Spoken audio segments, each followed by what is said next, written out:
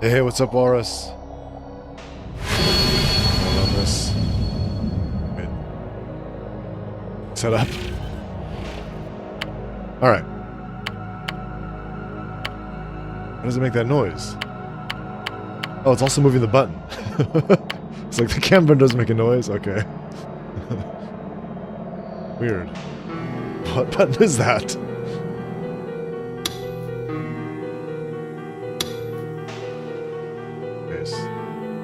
Am I going backwards? How do I start doing this?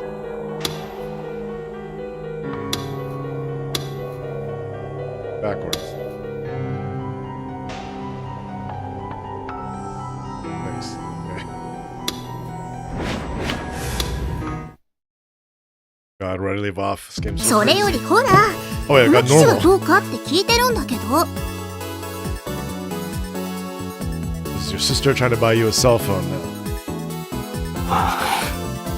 It was your typical response.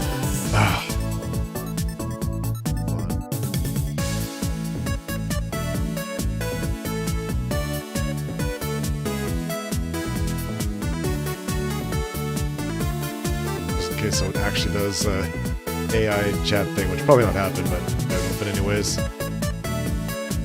YouTube chat. Alright. I think I want to go home, but since how many times do I want to tell you I don't need a cell phone? God. First having to start this brain dead. I've gone to school today, and Nanami made her assault right in my classroom. After probably saying, wow, you actually came to school today? She ordered me to go out and buy a phone with her once school was over.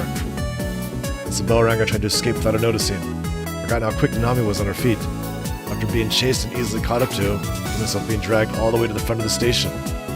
Didn't want to go anywhere near the station. Felt it the whole way there. Now I already felt like I was going to throw up. Nanami, though, not giving a damn about what I felt, was busy admiring the many different models on display in the front of the store. Tried to wrap my head around why exactly Nanami was so insistent on me getting a phone, but I just got a headache instead. これ色が結構可愛いじゃん。いいと思うな。She was asking for my opinion, I gave a simple reply. それっていい。それっていい。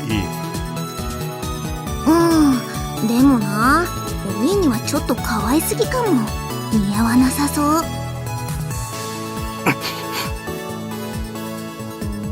It didn't even matter what I said. That happened regardless. I completely lost track of how many times I said that's fine by this point. She'd asked for my opinion, but she didn't actually intend to listen to it. That's exactly why 3D girls suck so much ass. お兄、大丈夫？やっぱり人の多さにやられちゃった？マクディで休もうか？ Take a break at Mickey D. Mickey D? The fucking prime hangout spot for Dokyuns? This is hell incarnate. I violently shook my head no. そっか。じゃあなるべく早めに決めるね。でもちょっと迷っちゃっててさ。What's up, second base? Decided to just leave Nanami behind and go home. Not being intensely examining the array of cell phones, I took my chance to slip away.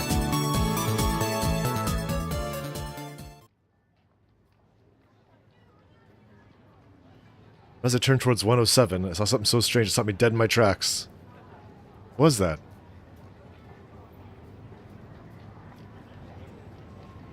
Across the crowds of people on the stairs to 107 stood a girl that stuck out like a sore thumb. Is she holding a sword? Oh no, another sword. Where is she?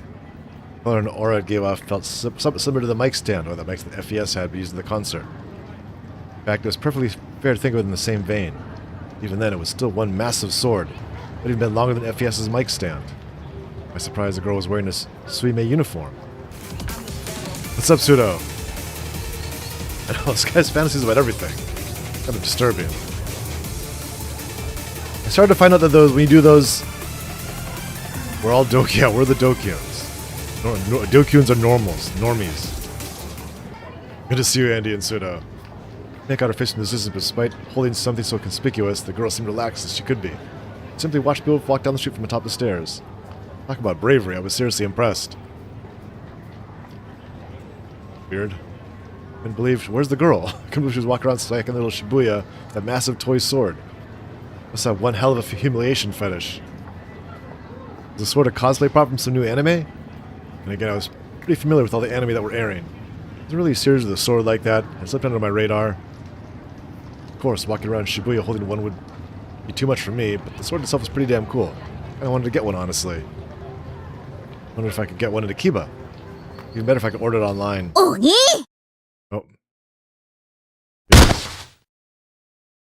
Suddenly struck with an elbow to the back. The pain almost made me black out and collapse on the spot. Turned around to find Nanami with her hands on her hips, solid as could be. もしかして逃げようとした？確かにナナが選ぶのに時間かけすぎたのは悪いと思うけどさ。だからってナナを置き去りにして逃げようとするなんてひどいよ。Lily shook my head from side to side. お兄のバカ！携帯の電磁波の浴びすぎで腎臓を悪くして死んじゃえ！ EM waves. She wants me to. Damn it.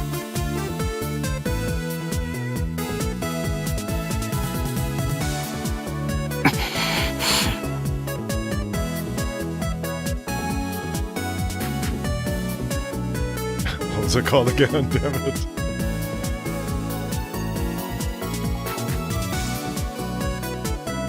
Fuck was her deal? 一生懸命お兄のために選んであげてたナナがバカみたいじゃん。 I feel like an idiot tried to hit the right phone.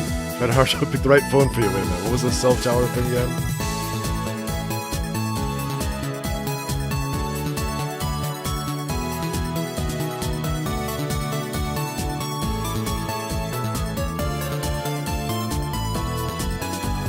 She's not talking about 5G. This is before 5G.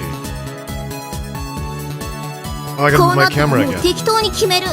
お兄なんてナナと同じ機種で十分だよ。 I'm not good enough for a jerk. I'm not gonna try anymore. I already don't have to read what she's saying. There we go. Now you can read it. Now me forcibly grab my arm. 本気で今日契約するんだからね。それまで絶対逃がさない。わかったよ。話せよ。分かったならさっさと来て。 I have a clue why Nanami had gotten so worked up. She really was a pain in the ass.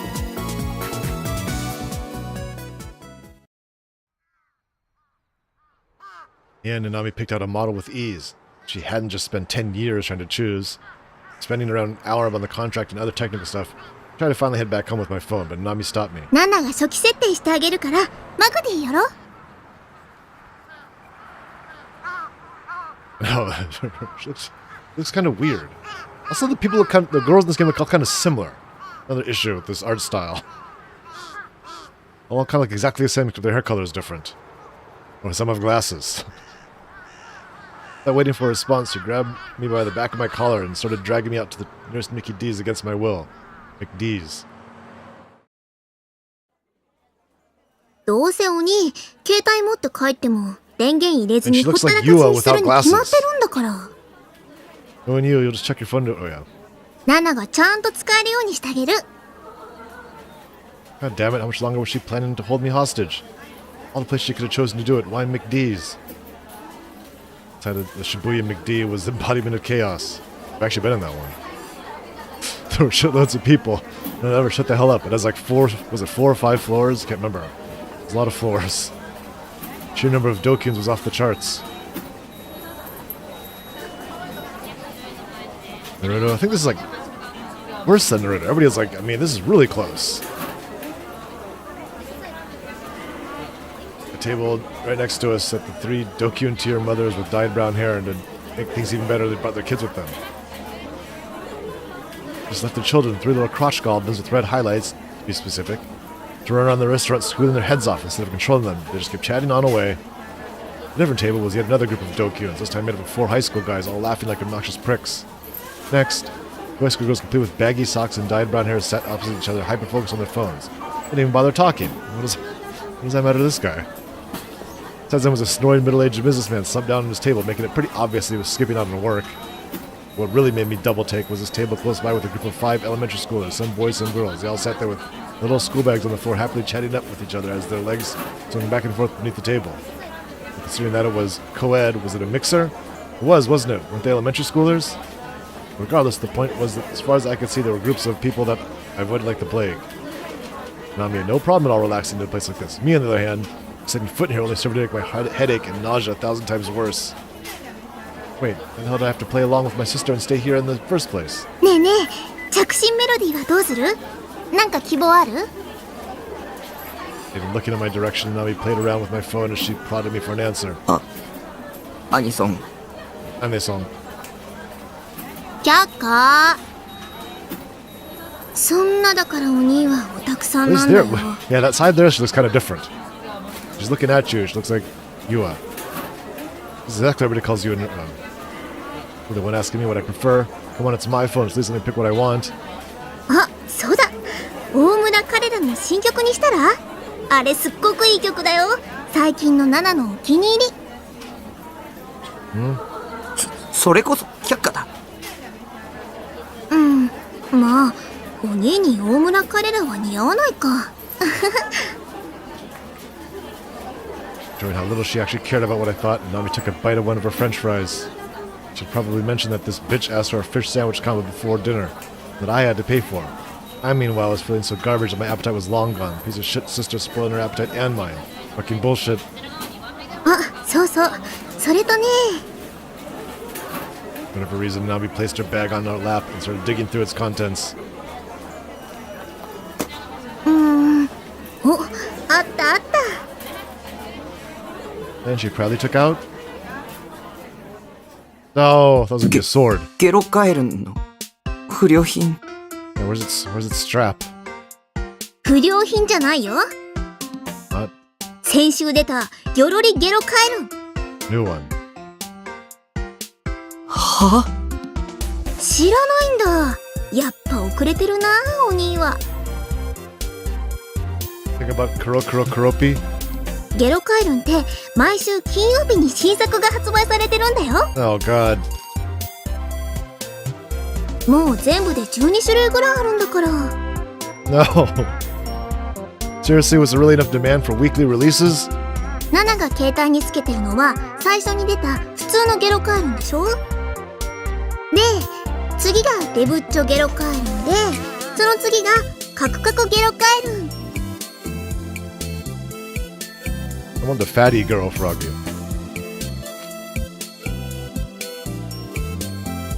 About Scooby the Beach, she recited the names of various girl froggies. 第4弾がのっぺらゲロカエルンで、 That's not late to the frog 第 now. 5弾が輝くゲロカエルン。 Smooth and shining.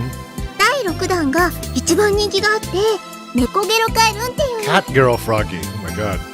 その後が幽霊ゲロカエルン、眠るゲロカエルン、燃えるゲロカエルン、ゾンビゲロカエルン、酔っ払いゲロカエルン。 The drunk girl froggy. Wait, these are great. How the hell did she remember all those? Hang on, had she... お前コンプリートしてるの？ You caught them all. もちろんだよ。全部集めなきゃ意味ないもん。 No. 毎週買うのに行列ができるんだからね。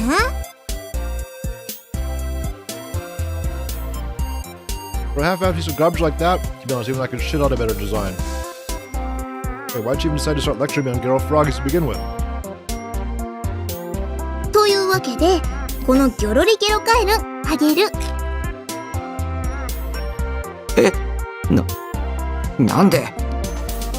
このストラップを携帯につければ少しは女子から「お、やるな」っていう目で見てもらえるから。 Alright. Just saying that Nami started to put the strap in my phone. I don't want it, that the fuck? コンプしなきゃ意味ないんだろ。僕がそれもらったらお前揃わないぞ。心配しなくても大丈夫。2つ買ったもん。毎回2つ買ってるのか？ Starting to seriously doubt her aesthetic taste. 今回だけだよ。お兄の携帯用に余分に買ったの。わざわざ。わざわざ。 There's not like gotchas. You're gonna pick which one you want. We now finished attaching the strap, and Nami gave a satisfied nod before wrapping her mouth around their soda straw. Then she suddenly leaned forward, startling me. 別に並んだのはお兄のためじゃないよ。あくまでついでなんだから。いらない。は Still leaning forward, and Nami opened her eyes wide. She looked like she might throttle me at any moment. あ、いらないってナナがわざわざ買ってきてあげたのに。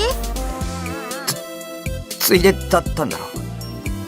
っていうか僕ゲロカエルンとか興味ないし、むしろキモいし。 They suck. She made my noise. だからお兄は女子にモテないんだよ。 Now she's making the Shin-chan face.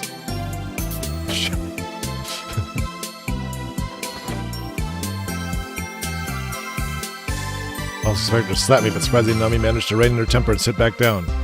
Instead of taking her anger out on me, she started nibbling on the fries as she sulked, instead of a でも fry. 抵抗しても無駄だからね。ギョロリゲロカエルンもうくっつけちゃったもん。Can never come off your phone, it's cursed. Sure was acting like the queen of everything, then again I knew jack shit about cell phones, so it was true that Nami knew best here. もし勝手に外したら毎週並んでもらうの K だからね。並ぶって何に？決まってんじゃん。新作ゲロカエルンを買うための行列。2時間待ちとか普通だから。Couple hours. Yeah. What's up, Russell War? 35 streamers alive. Not a chance to tell. No way I was gonna let my sister hit me with a threat like that.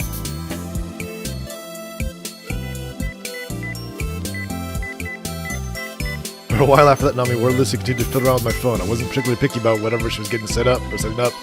I was honestly grateful for the なん silence. だか This game is kind of scary, yeah. But this all feels kind of strange. Oh, next time she opened her mouth, her sullen demeanor from before it completely disappeared. Right, I won't talk for her. I think she'll only need a few minutes to forget annoying shit instead of having to sleep it off. No. It's just beeping. Is that her on my phone? Talk about easygoing in a way I envied her. うんやっぱ変だよ。お兄とこうして2人で出かけるのって久しぶりな気がするもん。いつ以来かな。よく思い出せないや。お兄はいっつも部屋にこもってアニメ見てるかゲームしてるかだもんね。My room? It's called a shipping container. Get it right. ま、たまにはこういうのもいいかな、新鮮で。さすがに毎日はナナも嫌だけど。You suck.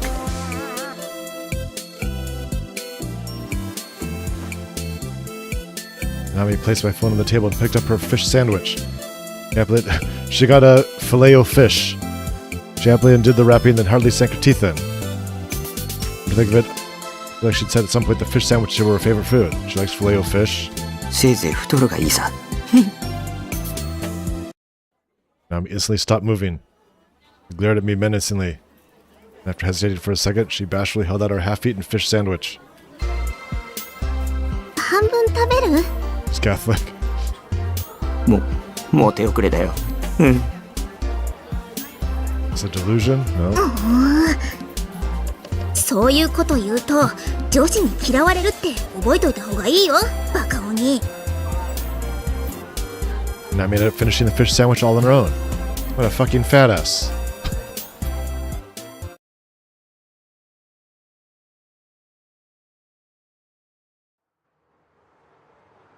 After that, Nami held me hostage with hours of useless chatter, and by the time I finally had my phone back, it was already dark. It's turned. In a long, painful few hours, but eventually I was able to get away from Nami and started heading back home. Oh. I can go out for a second? I gotta be careful with the internet. What the hell? All seem to be in full swing now, with the night breeze carrying a slight chill, and that soothed my headache and nausea. Those two things never failed to torment me whenever I spent a long time in crowds. Honestly, Nanami, kill yourself. Okay, don't actually, but still. She only ever thought about herself. She probably didn't even have a clue about how much torture she constantly inflicted on me. If I had the option, I'd love to stamp my new phone cleanly in half right now and throw it in the nearest trash can. You know, it wasn't like I bought it on my own money after all. I actually did that when just being Nanami that'd come to my base, my parents too. They'll pick it up on a damn thing, they just go, since it broke on you, let's go buy you a new one. Idiots they were. Thus, I reluctantly suppressed my urges to smash the damn thing. Need to get home and quickly. Carry another night of ESO calling my name.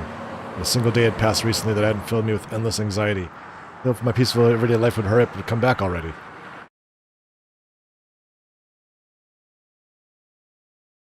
On that night, another grotesque case occurred. Oh no, the fourth new gen case. Always Grim laid out the details to me when I was playing ESO.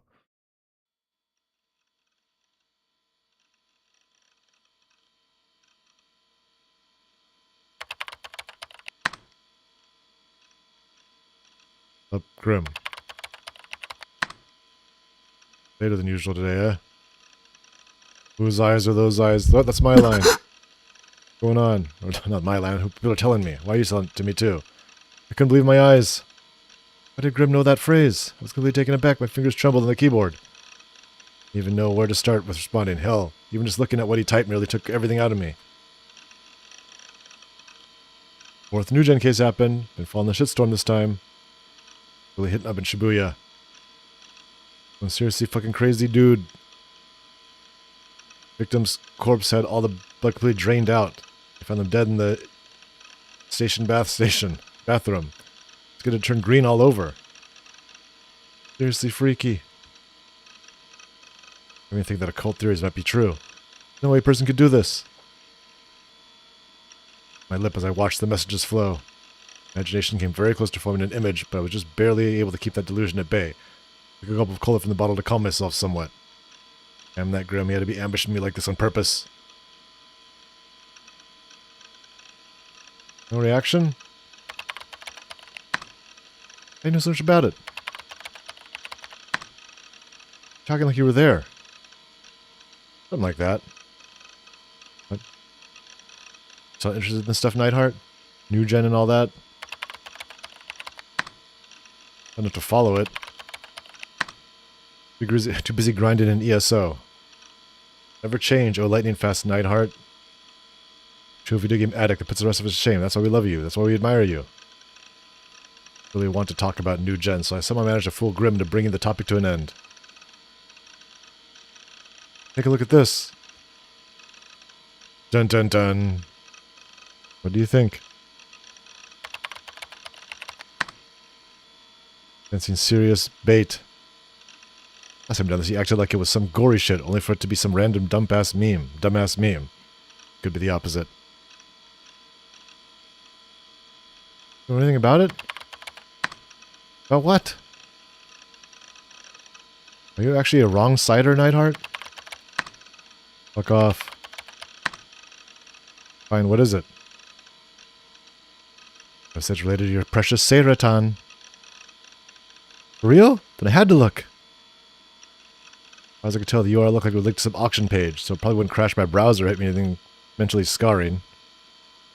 I got excited to open the link. Type B, blood in short supply, vampire. Type B, blood in short supply? Like I'd seen that title somewhere before. Might have been deja vu again. Anyway, more importantly, where's that fat-worthy Seiratan pic? My mouse wheel scrolled down the page. No! I could tell glance that the image came from my monitor was obviously gore. Averted my gaze to my left monitor in a panic, then quickly closed the browser. Gore had only been on my screen for less than 3 seconds. I started looking at it was even less than that, but even so. Picture of the corpse in the 4th new gen case before the mass media started reporting on it. And we sold it at an auction like it's totally normal. Like they put in a price on the victim's tragic state itself. So basically the seller is 100% the new gen culprit. Isn't that insane? The seller's name is Vampire. Or just some throwaway. It's caused a total shitstorm online. Posted all over tons of image boards. There's even memes. Like Rule 34. People do this shit way too fast. Have you noticed the dying message? In the image. Dying message? On the wall in the victim's blood. Still can't believe it's there. Hope I did it for shits and giggles. Hello? You there? You freeze up? Dying message. I see the image for an instant, and yet... ゲームだ。こんな世界は虚構のゲームの世界に違いないんだ。 What? Victim's last message written sloppily in deep red blood. Been burned into my mind. No matter how much I tried not to think about it, the letters rose one by one on my closed eyelids, urging me to realize them. なんであの言葉がここで出てくるんだ。 I knew those words all too well, words I often remembered to myself. Words I asked nobody in particular, the words Grim had first said when I jumped on ESO. It was like they were everywhere now. Those words that I'd never actually said to anyone throughout my entire life. No!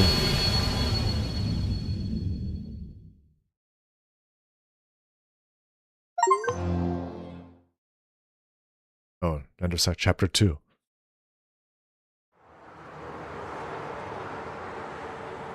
Night Shibuya 4 AM, despite named the city that never sleeps, very people are currently present at its most popular locale, Scramble Crossing.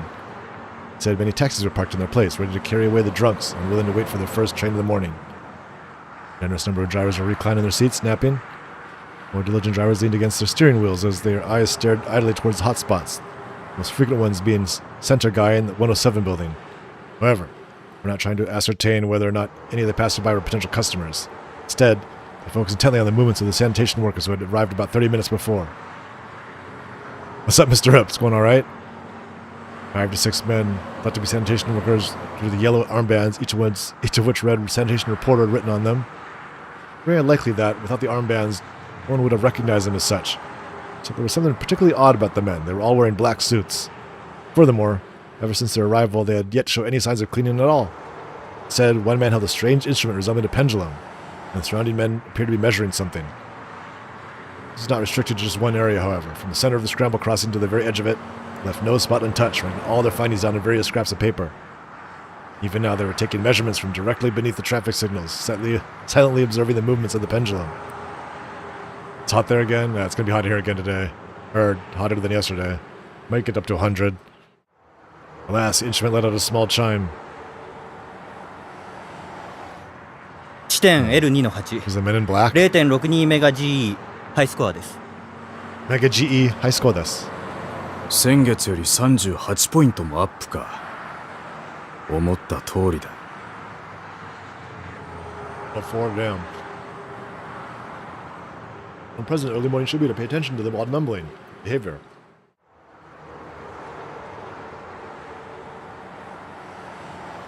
Taxi drivers speed off right away, forgetting about the mysterious sanitation workers. Monks were hardly conscious, unable to see anything around there to begin with. Female nightlife workers had clocked out, finally freed from the stress of smiling, repulsive drunkards, attempted to taxis to get home as soon as possible. Thus, not a single person was run to notice. The government had not scheduled any plans whatsoever for cleaning to take place that morning.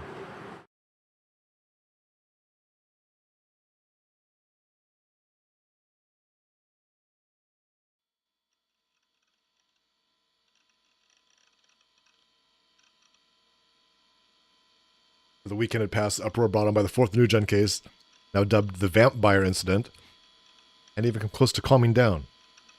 Man's corpse had been found with all of its blood taken out of it, even the surface of the body a sickly, inhuman shade of green. But discovered in a bathroom at Shibuya Station, a part of the Yokashira line. In addition, it was uncovered that a photograph of the corpse had been posted to an online auction, and considering the abnormality and brutality of the murder, it was inevitable that both the mass media and @channel jumped on it. Special attention had been paid to the headline of the auction page, which read, "Type B blood in short supply." Tissue packs advertising an upcoming blood drive had been handed out in large quantities in front of Shibuya Station a few days prior to the incident. The exact same message had been written on them. I had one of those tissue packs on hand. Reading back over it again now, the insanely strange words didn't read like an ad for a blood drive anymore. It read like some sort of advanced message of the crime. Police had been supposedly searching for the part-timers handing out the tissue packs, but they had yet to find any of them. However, there was one area where the vampire differed pretty heavily from the previous cases. There had already been elements of it in the crucifixion case. The intent for it to be a theatrical crime was much more obvious with this one. New media outlets had begun clamoring for increased police presence via patrols, or for a late-night curfew for people under 18. The number of young people visiting the city showed no signs of declining. It was just packed as usual, with people flooding every nook and cranny of Center Guy and Scramble Crossing. The internet was so thirsty for news, a group of people trying to be Snake and stuck into Shibuya late at night to post live updates. There's also been a phrase that had been trending among the city's younger population. Whose eyes are those eyes? It wasn't just online either. That phrase had penetrated the ranks of each and every dokyu walking around Shibuya. That channel had become a common practice to tack the phrase onto anything, regardless if it was related or not. This makes Blood Tune one of the much Serotan, whose eyes are those eyes. And Patch's weapons are so weak, they're actually unstable, unusable. Whose eyes are those eyes? Right, whose eyes are those eyes is that from? What? Whose eyes are those eyes is that from? And so on. People my age, New Gen was probably just new and exciting to follow. New as shit show to obsess over. To me, it was the most aggravating thing possible. Regardless, all 3 days had passed since the vampire case. I was able to calm down a little. Of course, there was still a nagging uneasiness in the corner of my mind, but I lose myself in ESO over the weekend. I've been able to temporarily forget about all the irritating, inexplicable garbage. Even though I had to go to school today, I I've been able to get through my classes by either sleeping through them or thinking about the stats and frame data of ESO's rarest items. I guess I leveled up a bit.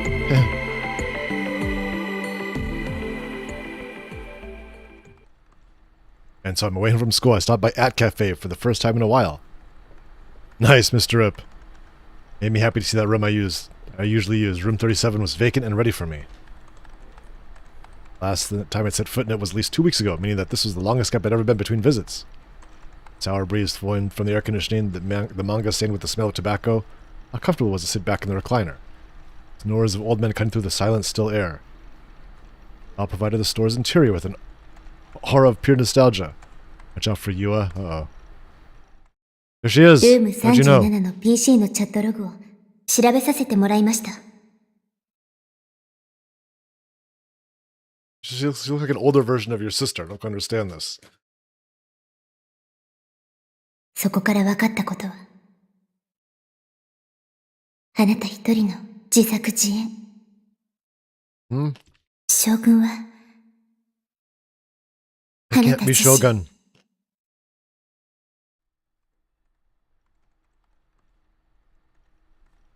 I hadn't seen you since then. We were different grades. I didn't go to school that often. It made sense why we hadn't come across each other. ユアの妄想はすごいよ。 No, but pity her. She was clearly sick in the head. I'd be better off just leaving her be. Besides, meeting her at all had been a freak accident. Over the past 2 weeks or so, I've been dragged into all sorts of random bullshit. Before that, my everyday life had been completely vanilla, and Misumi-kun was pretty much the only one who would ever talk to me. Why was there basically nothing but weird, inexplicable bullshit as it happened to me recently? Wanted to avoid thinking about that garbage as much as humanly possible. The dying message had been just a coincidence. Words were all pretty common after all. Thought of it, there was no reason someone else wouldn't able to... If I'd thought of it, there was no reason someone else wouldn't have been able to as well. He sent Poyen. I had no interest in who that message was aimed at. Couldn't be interested. I told myself anyhow. Suddenly something started ringing nearby. I jolted up in surprise, and a shudder ran through me as I stayed rooted in my recliner. The sound of a phone ringing, but whose was it? The store was so quiet, the electronic sound rang out all loud. I looked around, but I couldn't locate a phone anywhere. もしかして。 Okay, never mind. I fished around in my bag. Sure enough, the ringing was coming from the cell phone I'd bought just a few days prior. Glanced wearily at the LCD's display. Normally the caller's name would be displayed there. A good idea? Well, I talk to people that much, so probably not. Who the hell was calling me anyways? A spam call. I told anyone my phone number yet. Only people who knew even existed were my family, with Nanami's nosy ass making sure to put it in my address book. Which one of the people registered in my address book called. The name should display, meaning that whoever was calling it wasn't a family member. So who was this? Phone kept on ringing persistently. People who had phones usually forced people to listen to the ringing for this long? Never used one of them before, so I wouldn't know. Incredibly annoying. So they invade someone's privacy like this, cursing them with an obnoxious ringing until they picked up. Socially acceptable way to invade someone's privacy. Exactly why I didn't want one of these stupid things. No, it stopped. I believe I checked the screen again. Missed calls 1 was displayed on it. I had no interest in returning this rando's call, so I decided to leave it be. Been a pain in the ass, as if this had happened again in the future, so I should really figure out how to set up my voicemail. Oh, ugh, cell phones are such a pain in the ass. I didn't even like phones to begin with. Come on, they were freaky as hell. How exactly were you supposed to know if the person you were talking to on the other end is an actual person you thought it was? How prevalent fraud was nowadays. People actually taking proper measures to make sure they were talking to the right person. Or were they? Help but wonder how people were able to calmly have a conversation with someone who might be an impersonator. Even if I understood the gist of how it worked, it was hard to believe that my voice somehow reached distant places through a phone line. Phone wave. When you talk on the phone, your voice is temporarily converted to electronic electrical signals. They pass through the phone lines until they reach a recipient. They're restored back to normal. That's why they became audible. In order to talk on the phone, you need to go through this conversion process at least twice. Cell phone, your voice is first converted to electrical signals, then it travels to a nearby base station via radio waves, runs through normal phone lines into a switching station, then the closest base station to the recipient, finally arriving at their cell phones right afterwards. Bizarre, complicated process. Voice is replaced by electrical signals. Did the party really hear my voice word for word exactly as I sent it? In fact, wasn't it possible that in the conversion process, my voice and my words can be transformed into something completely different? For instance, if I called the Nami but instead of connecting to her, it connected to some strange, shady facility, I would end up talking to someone I'd never met, who was only pretending to be Nanami. They wouldn't even be a person, but a computer instead. That was the big reason my phone calls freaked me out so much. They're even scarier than talking to someone face to face.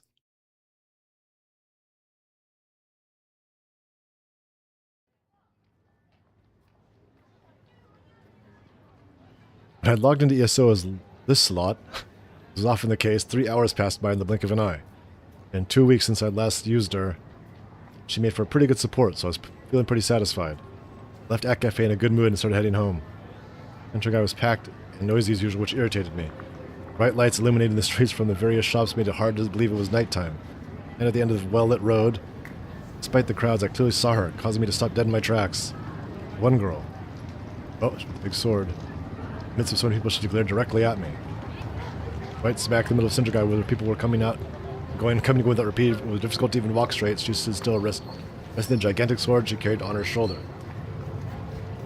God, these are long sentences sometimes. The spectacle was completely absurd.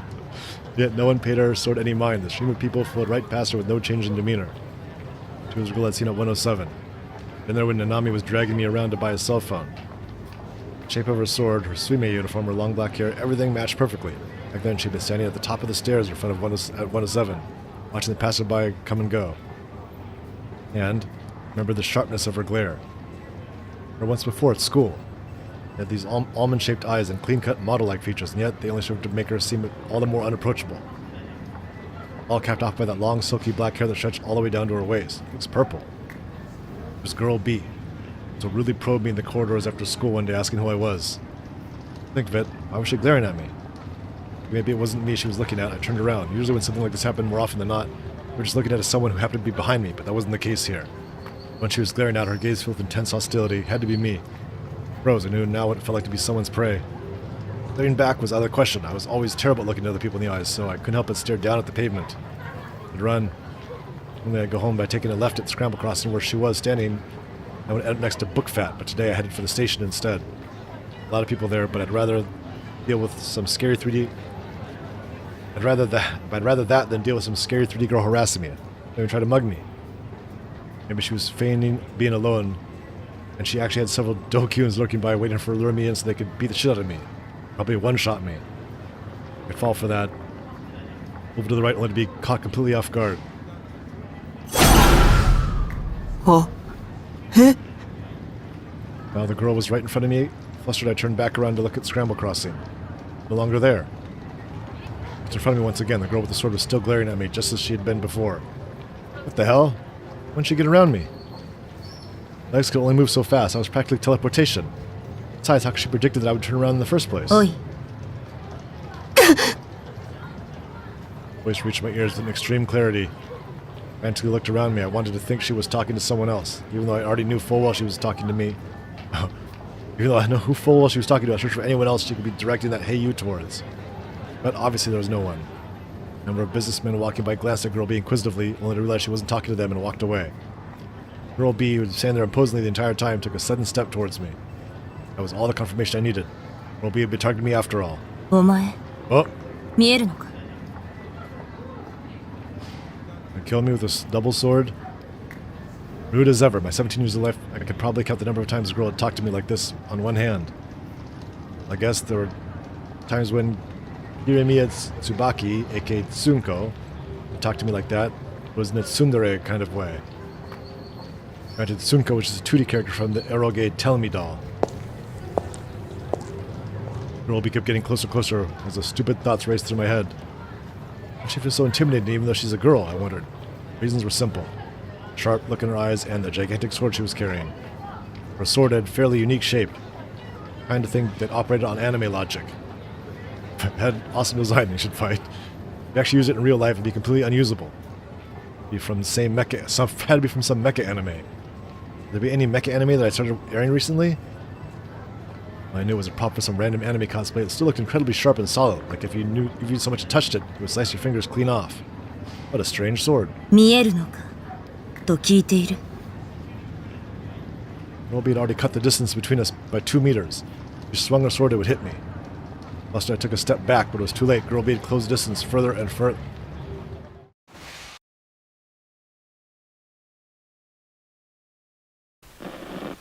Actually swung the sword.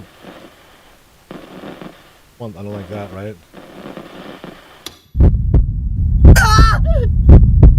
Right on the spot, I covered my head. If I hadn't dodged it, it would hit my head for sure. I doubted it would have cut me, but with that kind of force behind it, would have given me a concussion and permanently dented my skull. I hated pain. 何をするんだ I was so shaken that my speech got all messed up.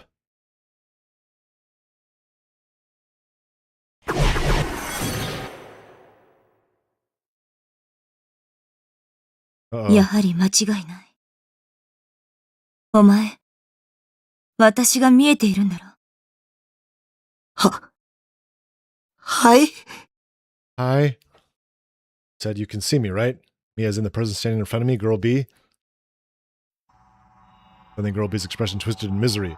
Crouched down in front of me with her eyes on the same level as mine. Her gaze seemed to almost plead with me. 私、誰にも見つけてもらえなくて、どれだけ声を出しても、誰にも届かなくて、体はすり抜けちゃうし、Ghost? 寒いし、ほら、見て、私、足も透けちゃって、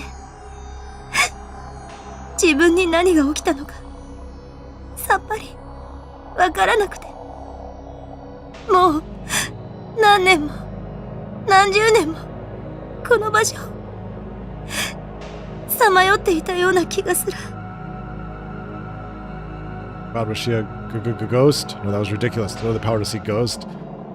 Didn't have anything like that. ずっと探 I し think て it's た。 Rukia. 私を見つけてくれる人、ありがとう、ありがとう。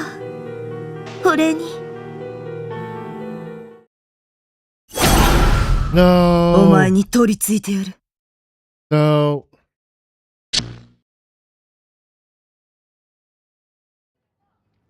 答えろ。見えるんだな。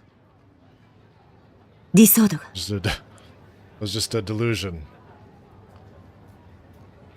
The D sword. Came back to myself. I couldn't immediately grasp what was going on, leaving me to blankly stare up at girl B. She wasn't crying, her legs weren't transparent. Her hands were just normal hands. What the? Had that been a delusion? At any rate, a D sword? What the hell was that? First time I'd ever heard that word. Girl B had said it was a sword. Whatever she was carrying was definitely shaped like a sword, but why was she asking me if I could see it? So I had to just nod. I obviously could see it. Something wrong with me if I couldn't. Like around a sword like that large and conspicuous, and the center guy no less. We only accept it was Akiba, but Shibuya of all places? そうか。お前も集められたんだな。 What? Gathered? Who and by whom? At the very least, I was definitely here voluntarily. エラーを見たことがあるか。 Japanese, please. It was error. What I wanted to say, but unsurprisingly, I wasn't brave enough. And again, if I said the wrong thing, she'd probably stab me, so... Regardless, this chick had been spouting nothing but nonsense ever since she'd first opened her mouth. 見たら教えろ。 It was an error. She just said that girl be turned around. Her skirt fluttered in the breeze, and I could almost see her panties. I hurriedly shut my eyes. 私は3年の青い瀬名。 Senna. 駅前の電車にいる。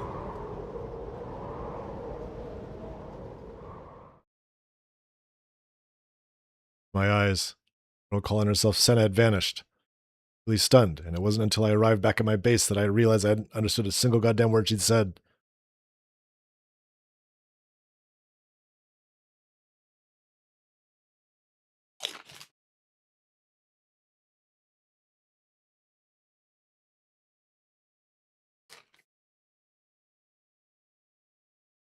I have to go to school 3 times this week.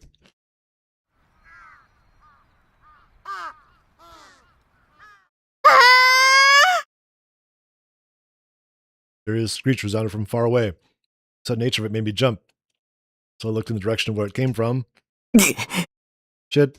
鬼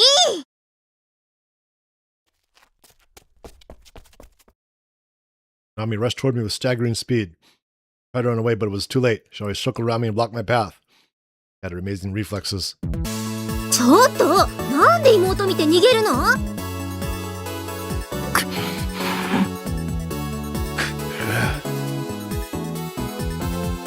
my god, I dropped more frames. I don't even notice this. Does it happen like really quickly or something? I don't notice until it's way, like, well... I don't know how bad it is, I guess. I was dropping a lot at once, so it must be a lot at once, because if I was dropping a little here and there, I'd notice it. Maybe because you're incredibly annoying? あ、そうやってすぐ黙る That's し。 about for once, okay. Damn it. She decided to go to Suime of all places. The decision had caused me nothing but endless pain and suffering. Whenever she ran into me on the way to school, she always stuck her nose in my business without fail. ねえねえ、携帯どう？使ってる？使ってないでしょ。買ってからもう何日か経ってるけど、一度も家にかけてこないもんね。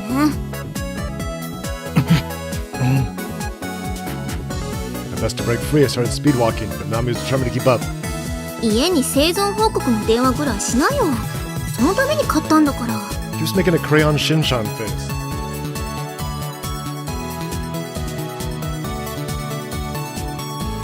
どうしても嫌なら、そのナナの携帯にかけるだけでもいいからさ。I'm gonna call you. What's going on? お母さん心配してるんだからね。そもそもちゃんとご飯食べてんの？どうせコンビニ弁当ばっかなんでしょ？ All convenience store food. Which is good in Japan. やっぱお兄に一人暮らしは無理なんだよ。家に帰ってきなよ。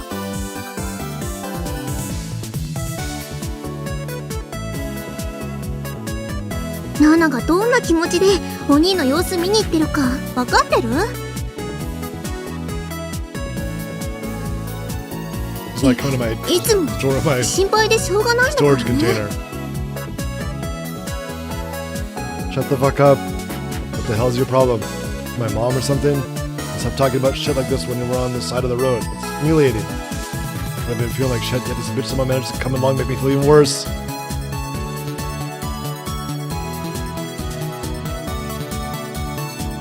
Nothing on this earth more embarrassing than walking to school with your younger sister. Situation came about quite often in Niroge. Thought I was longing for it to happen to me, but Nami was nothing compared to 2D little sisters. Less than nothing. Damn it, world. Give me a cuter younger sister. A tightly tense atmosphere hung in the air between us as we walked side by side towards school. I looked at Nanami to see if there was any chance of escape before we reached the gate. She'd been yammering on and on just a bit ago. She'd fallen completely silent, walking with an absent-minded look on her face. It even looked like her eyes weren't really focused on the road. That was probably just my imagination. Footsteps were unsteady. There must be wrong with her, I suspected. She went swaying back and forth, and about a moment later she stumbled right onto the road. Right as a car came racing towards her. 危ない。 Panicking, I grabbed Nanami's arm and yanked her back. One of a car blared as it sped by. She'd just barely avoid getting run over. お前、何やってんだ。あ、あれ？ Nami blinked a few times, then tilted her head to the side. ナナ、今なんであんなこと？あれ？ I lost her word. She was an honest-to-God fucking idiot. Didn't even understand her own actions. And for the record, that wasn't Moe. Not even close. 何やってるんだよ。車にひかれたいのか。車なんて来てた？ Yes, there was a car. What was up with this total fucking ditz of a sister? ねえお兄、今ヒューヒューヒューンっていう音聞こえなかった？ What was she talking about? I hadn't heard jack shit. その音聞いてたらね、なんだかぼんやりした感覚になって。で、あそこに Nami pointed at the corner of the road. お父さんとお母さんが立ってて、 What? ナナを呼んでたの。 Uh-oh. I looked to where Nanami's pointing. I didn't see our parents. Instead, I saw a creepy man standing there in the exact spot. He wore a plaid shirt, fingerless gloves, jeans rolled up at the bottom, and white sneakers. He had a rucksack on his back that was filled, bursting. Looking otaku right out of Akihabara. Capping off his outfit, held a video camera in one hand. You have a voyeur fetish or some shit? Oh, there I see that thing went down. Oh, shit. Maybe I could turn this down a tiny bit.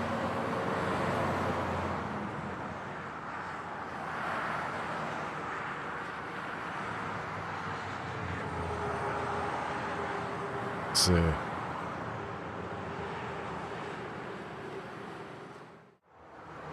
Gonna catch back. It should be catching back up. Man, it keeps dropping too low. What the hell? I was running full speed when I first started streaming. Before I was streaming even.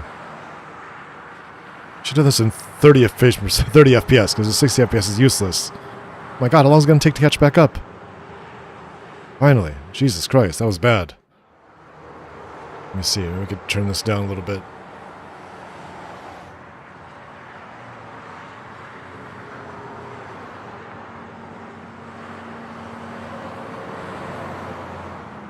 Lag seems okay. Let's turn this down a tiny bit more. YouTube seems not be upset yet. What's up, John? Right. No rendering encoding lag. Okay. Let's hope that works. God, what a rude ass sister. It'd make no sense for our parents to be here in the first place. They lived in Shimokitazawa, after all. おかしいな。確かに呼ばれたのに。 And started looking our way. Then he pointed the camera lens at us. What the hell was wrong with him? 行くぞ、ナナミ。 What's up, Spidey? Right, and I quickly ran from the scene, leaving Nami behind. あ、鬼、ちょっと待ってよ。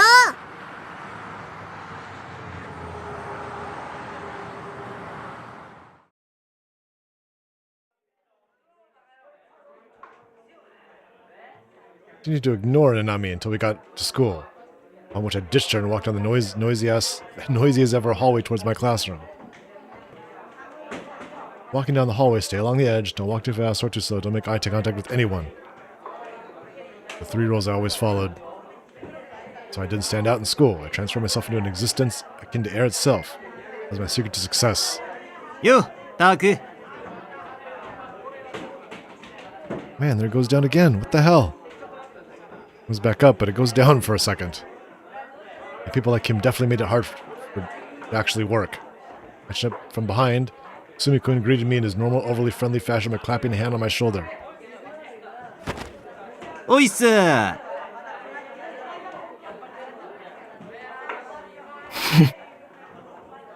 拶ぐらいしろって。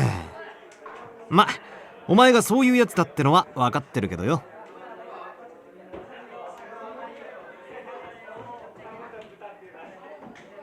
なあ、この前 D 組の女子の話したよな。めったに学校来ねえけど、すげえ可愛い女子がいるって。すげえかわいい。ん？その子、岸本綾瀬って名前なんだけどよ。綾瀬。実はその岸本に関してすげえ発見したんだ。Sumi-kun suddenly lowered his voice and looked around us. Just gonna be something vulgar, wasn't it? Already tired of his BS, I almost let out a sigh. フェスいるだろ。フェス。Said made me bite it back. その岸本ってのがフェスなんだよ。 Oh, she is FES. It's Ayase. 俺マジビビったぜ。まさかフェスがうちの学校の生徒だなんてよ。しかも俺らとダメだってことだぜ。For whatever reason, Sumi-kun leaned his upper body out the window, then gazed up towards the sky with a look of pure ecstasy. 運命ってきっとこういうことを言うんだな。 It's fate. This was the 3rd floor. If he were to slip, he'd fall to the ground and break his neck, ending his life just like that. My anxiety steadily climbed as I watched him. Sumi-kun leaned further and farther out the window before switching his gaze down toward the entrance beneath it. お、噂をすればなんとやらだタク。岸本を発見した。もうすぐここに来るぜ。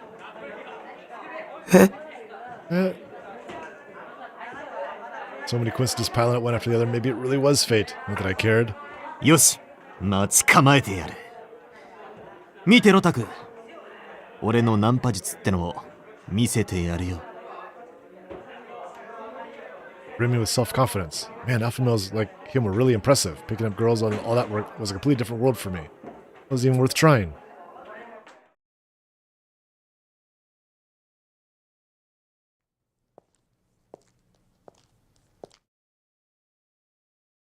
No, literally her. 2 months later, FES, or Kishimoto Ayase, appeared. It's like Misumi-kun said, she really was FES. Made sure while observing her from a safe distance. I can't believe she was in the same year as us. Wearing a Suime uniform. Distinct aloofness came from her expression as she walked slowly down the hallway.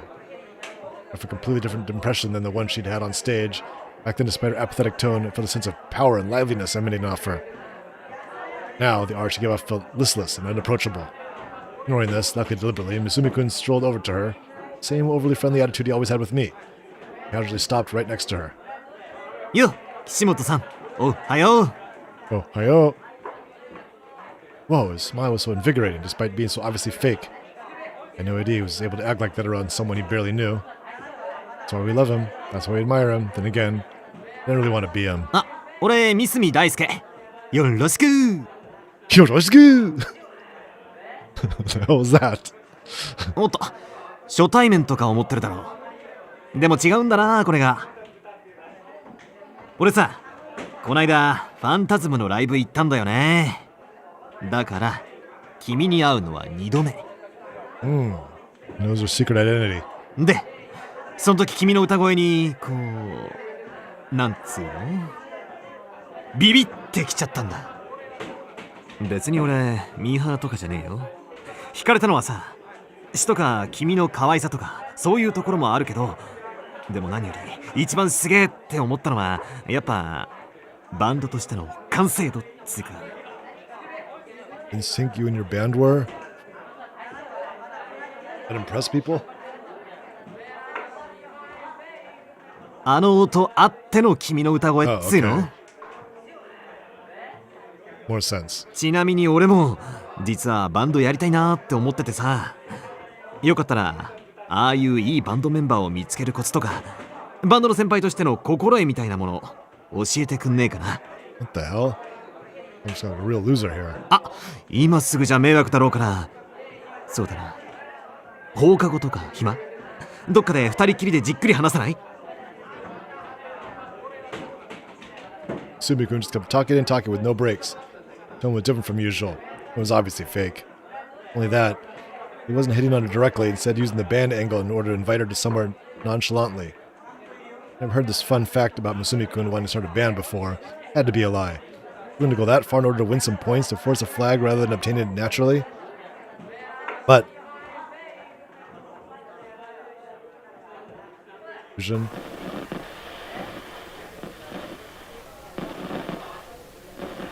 As creepy as your character, so like the positive delusion or the negative delusion. Simply continue to walk down the hallway at the same pace. Not a sound to reach your ears. なあ、聞いてる？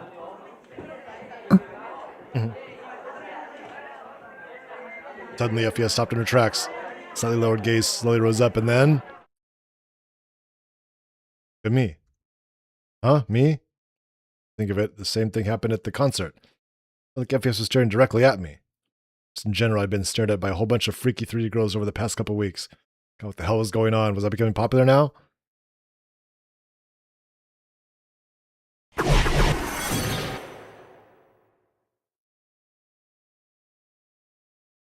So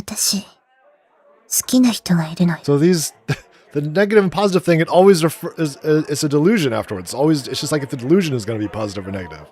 I mean, and every single one has been a delusion. マジ？何？それって俺のこと？そこの人。Uh-oh. そこ？ Soko?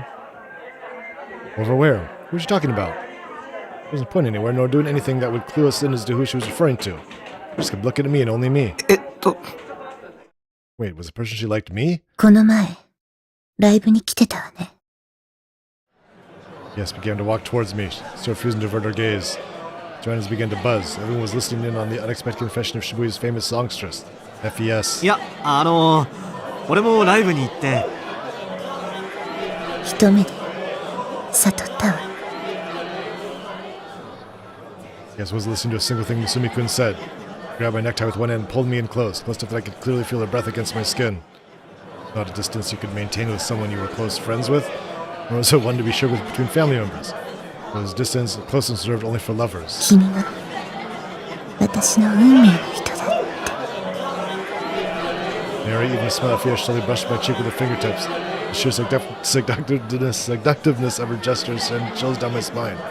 Entranced, FES had me and I couldn't take my eyes off her. 決めたわ。私、君のお嫁さんになる。 What? Moving awfully fast. That declaration was so far removed from normal aloofness and decadence that FES always carried, that the sheer contrast between them proved unbearably cute. Lennox was effectively throbbing with excitement upon hearing FES proposing to me. Sumikun was so utterly mortified upon losing to me, he came crashing down on his knees, crestfallen. 僕の意見は無視ですか？嫌なの？嫌じゃないです。 Like I was being swept away by a river of temptation. I got to marry a beautiful girl like her, and to win a life right then and there. Thus began a heart-pounding love story of me and FES. Nah. Like that ever happened. I was over here drowning in my own moronic delusions. FES was murmuring something in a low voice, only to up and disappear soon after. 自信なくすぜ。くそー。 So Sumikun was sulking, having been completely and utterly disregarded. Considering how she didn't deterred an alpha male of his caliber, maybe the other team was what FES preferred. A true Yuri connoisseur for sure. それはすごくいいスールです。 What the hell? Is that English? Especially if she was a lolly type character like Nanami. And that's the stuff. あんな不愛想な女、もう二度と相手にしてやるもんかよ。あー、うぜえ。だいたい何が剣を見つけろだ。わけわかんねえ。剣？ああ、岸本がそう言ってただろ。 No! That was important. Tell me exactly what she said. 剣を見つけろ。そうすれば救われるって。 Uh-oh. Salvation? なあ、ターク。ファンタズムの歌に You so do. そんな歌詞でもあるのか？ Sword. Is that possibly referring to that mic stand thing she'd been using during the concert? I think of it. We had another person a couple days ago that interrogated me about a sword. It's Senna girl. The one was absolutely terrifying. She thought she was going to slice me in two. The sword she'd been carrying was a different shape than the one FES had, but they had similar aura to them. Would them be connected somehow? And no, there was too much shit going on. Too much shit I didn't know.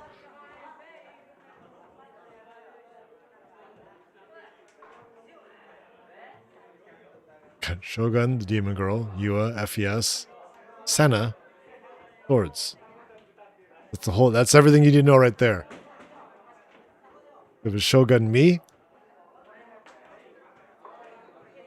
the old habit, I jotted down a list of all the things I didn't know enough about in my head. And to put myself as the one final item on the list, but I decided against it. That was completely normal. So happening around me that wasn't. That was the most obvious conclusion. FES, my ally or my enemy?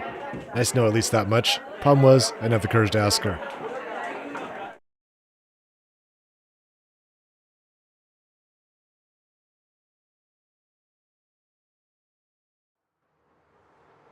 Man, it's dropping frames again. What do I do here?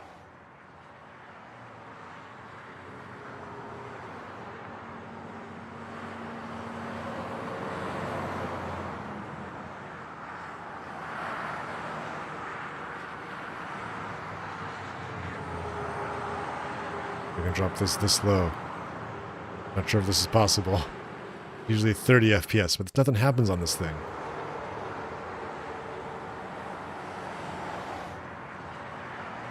Should be more than fast enough now. Wait, oh man, it's dropping below 3,500? No, not for very long. Alright. Now it's just not going to drop frames with rendering lag. I mean, nothing's really happened. It's hardly even a video. That'd be the easiest thing to render possible. Alright. There we go, we're doing 60 FPS with 30 FPS bitrate. Hope this works. Today I headed straight towards anime without stopping by at the At Cafe. The reason, of course, was to finally pick up my long-awaited blood-tuned figure. Seiraton post-awakening version. When I was in checkout, Yua's face crossed my mind for a second, but I cut off those thoughts immediately. That's the Seirotans that were set on display in order to attract customers. Since the sculptor was Kijimi Yoshio, not a single word needed to be said about their quality. I had to get home fast so I could enjoy her every nook and cranny as soon as possible. As long as I could admire Seirotan's face every now and then while I played ESO, I was content. Why did the entire third dimension do nothing but bring me trouble? Plagued me even now. I headed straight for my base in high spirits, made all about FES and swords and whatever else, and practically skipping the entire way home. Let's see the new Seirotan figure. What? No. The detective guy. We haven't met them yet. I was about 50 meters away and encountered two men who carried unmistakably abnormal air about them. I attempted to pass by them without making eye contact, but they were very clearly watching me. そこの君、ちょっといいかい？ Shut up. First of the two to call out to me was a dull older man, one that looked like he belonged to a cycling racetrack, gambling his life away. His hair was a mess, and his unshaved beard was somehow worse. He wore a worn-out old suit, a sloppily tied necktie, and dress shoes that didn't show a trace of being cared for. All of it came together to form an unparalleled example of a man who failed to get ahead in life. Jeez. For some reason, the fact that he was flapping a fan at himself only served to further emphasize how pathetic he looked. His expression was singularly languid, his mouth curled in a flippant smile. Yet, when our eyes met for a split second, I knew that he wasn't really smiling. There's nowhere to run. I searched for something to reply to them with. The two men made their way up to me. おじさん、こういうものなんだけどさ。 The man took out a black badge from his suit and held it out towards me. The same kind of police badge you see in various TV shows, but it was obviously the first time I'd ever seen a real one. He's finally come for me. I'll be here for one thing, the crucifixion case that I witnessed. ちょっと話を聞かせてもらっていいかい？もちろん強制じゃないんだけどね。あ、そんな身構えなくていいよ。本当話聞くだけだから。He spoke didn't show a trace of trying to intimidate me. The other younger detective, however, wore a strict expression as he nonchalantly moved to block my path. Sweat started running down my neck. If I made any wrong moves, they'd likely suspect me of being the culprit and haul me down to the station right then and there. Don't want that to happen. I resigned myself, then gave a small nod. 君さ、俗に言うニュージェネレーションの狂気って知ってるかな？ You heard about this? I knew it. I wiped the beads of sweat off my forehead, then gave him a nod in reply. じゃあ3番目に起きた通称貼り付け殺人事件も当然知ってるよね。この近所で起きたわけなんだけども。 It wasn't me. You can't prove anything. Run. その目撃者を探してるわけよ。あ、ちなみに君、名前聞かせてくれる？ Haro Okada. A gulp forced itself down my throat. This wasn't some bait and switch shit, was it? Maybe they were a bunch of con men only acting like policemen, while in reality they were just minding my personal information. I put it to ill use. The demon girl's underlings. あれ、答えてくんないのかな？ Yeah. They started to suspect me. There'd be no end to it. What should I do? If I give him a fake name, that might arrest me immediately. ああ、個人情報保護法とか気にしてる？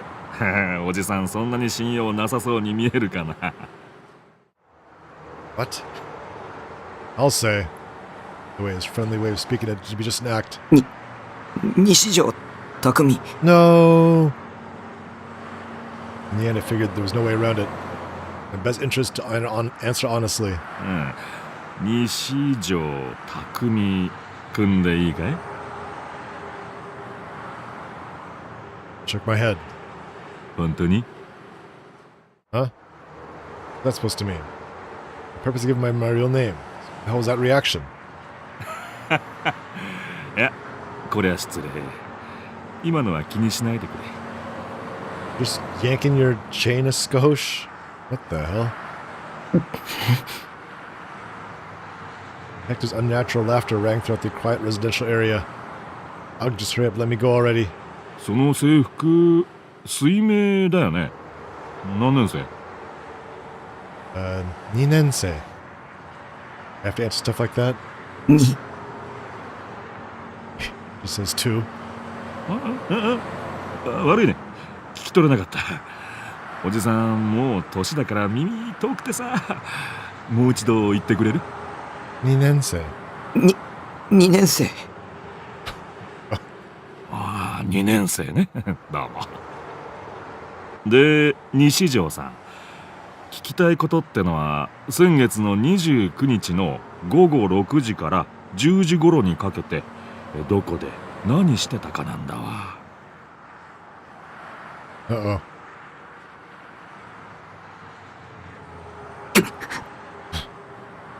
Goro, that was PM, yeah. It was AM. Then? Are they asking me for my alibi? That mean they suspected me? That's ridiculous. いや、別に君を疑ってるわけじゃなくてさ、その時間にこの近くにいたな Goro ら is 2. 怪しい人物を見かけたとか、何か音を聞いたとかないかと思ってね。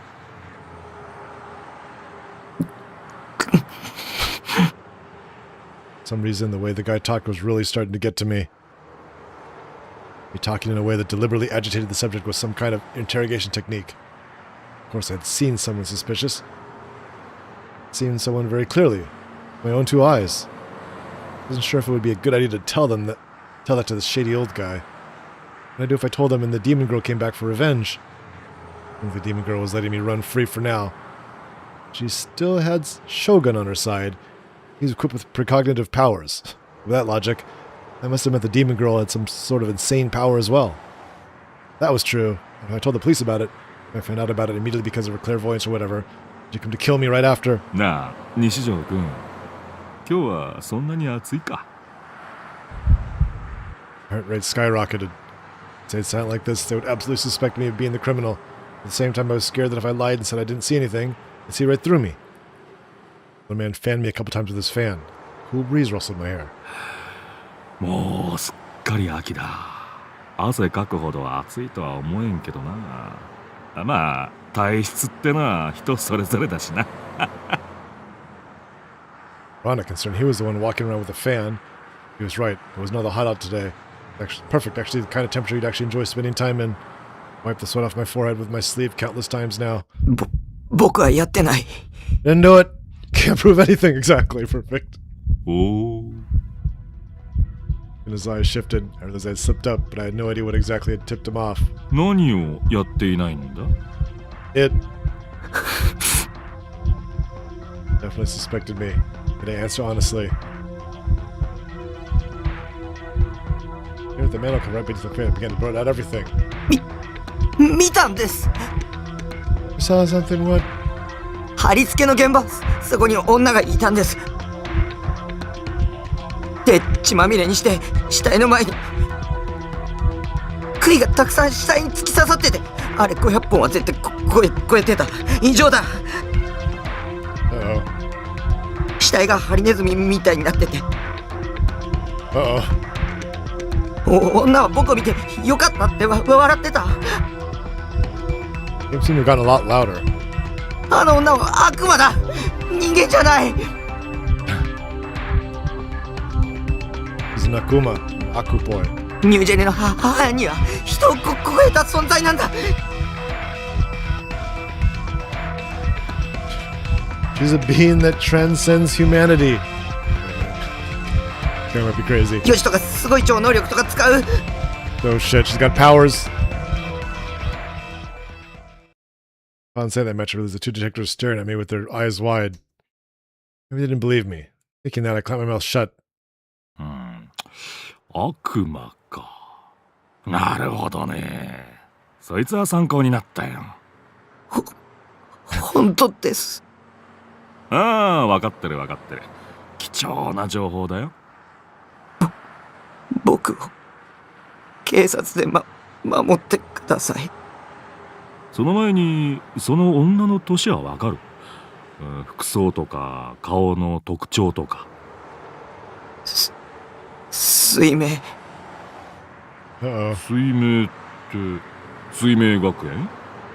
And when I have dope, その制服着てた。つまり西条君と同じ学校の生徒か。Assuming on that for a moment, the old man grinned and muttered something that could be either an actual question or just mumbling to himself. 何年生だろうな、その女子高生は。何年生？何年生だと思う？西条君。わからない。じゃあ、なんて名前だと思う？ What? Why do I know her name? わからないよ。僕はあの悪魔の名前なんて知らない。その女の身長、体重、あとついでに3サイズについて。Her measurements.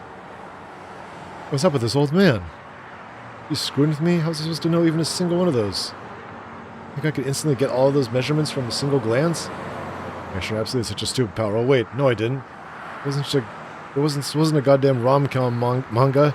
なるほど。黙ってるってことはわからないってことだね。結構参考になったよ。これは本部に戻って検討しないといかんな。先輩、マジっすか？ What? Waving his hand to silence the dumbfounded younger detective, the older man signaled something to him with his eyes. 西条君、ちなみに連絡先とか教えてもらえる？なんで？ Knew they wouldn't believe me. And to label me as some nut job and falsely accuse me of everything. ああ、だって悪魔だっけ？そいつから君を守らなくちゃならないだろ？ That was why he asked. Thank God they actually believed me. With the police to protect me, incredibly reassuring. As the enemy was a demon, so the police could only get one shot. They were up against her, but it was better than being unarmed. And said they were later took out the phone and about a few days prior and showed him my phone number. The young detective scribbled it down in his notebook. 忙しいところありがとうさ。君の身の安全は警察が保証するから、何の心配もしなさんな。じゃあ、また何か聞きたいことができたら電話するかもしんないんで、その時はよろしくね。イルスとか使わないでくれよ。今のところ警察にとっては君は重要な人物だからな。Oh shit. I'm too involved. 君の目撃証言は事件解決の重要な手がかりになりそうだ。And here's a gun in case you need it. じゃあな。Two detectives bowed their head and promptly took off. Taking a glance at me over his shoulder, the young detective whispered something to the older one. The man paid him no mind and simply continued to walk. He did a long, long sigh. That was intense. First time I'd ever been questioned by actual detectives. I acted pretty suspicious without meaning to, but they believed me anyways, somehow. I'd give anything for the police to arrest the demon girl. Then again, the police didn't have any special powers, so maybe I should keep my expectations low. I noticed that my mouth had gone incredibly dry without me realizing. I redirected myself to the nearest vending machine. Got myself a cola. I got myself some Picari Sweat. Tasty Picari Sweat. うわ、覚醒バージョン残す。エロすぎ。パンモノじゃんか。だがそれがいい。That's what's good about it. 顔かわいいよ顔。原作再現度はいまいちだけど、プンプンと漂うエロスが木島よしおらしさだよな。これはこれでグッジョブ。Good job, my lord. 上着キャストオフとか、この角度からじゃほとんど全裸にしか見えんひょー It's the greatest. 髪の動きがいいよな。覚醒バージョンは髪が命って持論があるわけだが、間違ってなかったな。Don't watch 17-year-old. さて、それではお待ちかね、パンツ行ってみようか。どれどれ。Here we go. V ゾーンの作り込みいいよ。シワの付き方リアルだしって。これスージーさんすげえマジですげえクオリティ高し That's too gay. That's what's awesome sauce. What the hell? Matcha suge. Wow. Wow tea or something. I don't know. Translate here to awesome sauce. これセーラタン5作目にして早くも最高傑作爆誕じゃねえ。これ以上すごいのなんて出せないってマジで。やっぱ木島は神。He was a commie. Was God, not communist.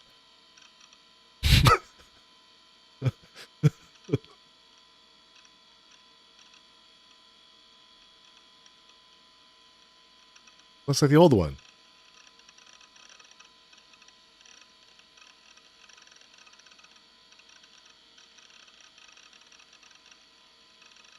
Oh, whoops. Trying to figure out why it wasn't the thing there. Where's the... Oh, okay. Stood Sarah next to my monitor. So sexy Sarah. She looked maybe grin on her life was good, but she looks like the old one. I logged on and immediately started posting my impressions of my new Seraton figure on that channel. I finished doing that, I went to check my email, then checked to see if any of my friends on FreePara had posted any updates. おっと、前触れ申請来てるじゃん。 Better not be Shogun. 誰これ？セーラーコミュの人か。 Oh, not Shogun. はいはい、ゲイですよ。 Now then, time for you a sub, but very second I thought that. Felt chills in my neck. As the gaze, complete with his usual intense presence. Whose eyes are those eyes? Oh no.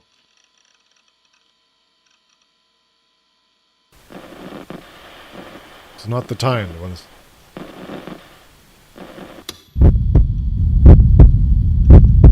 I first started feeling the gaze, I've long since forgotten, so that its way into each and every part of my life, bothering the shit out of me all the way. A lot of things that disturbed my peace, but the gaze was right up there with Nanami as the most irritating thing I had to deal with. Fine then, let's do it. It'll take more than that to make me turn around, game. Still fixated on my monitor, I tried to think of some cool lines you hear in a manga. 貴様、出てこい。僕の目をごまかせるとでも思ったか。甘いな。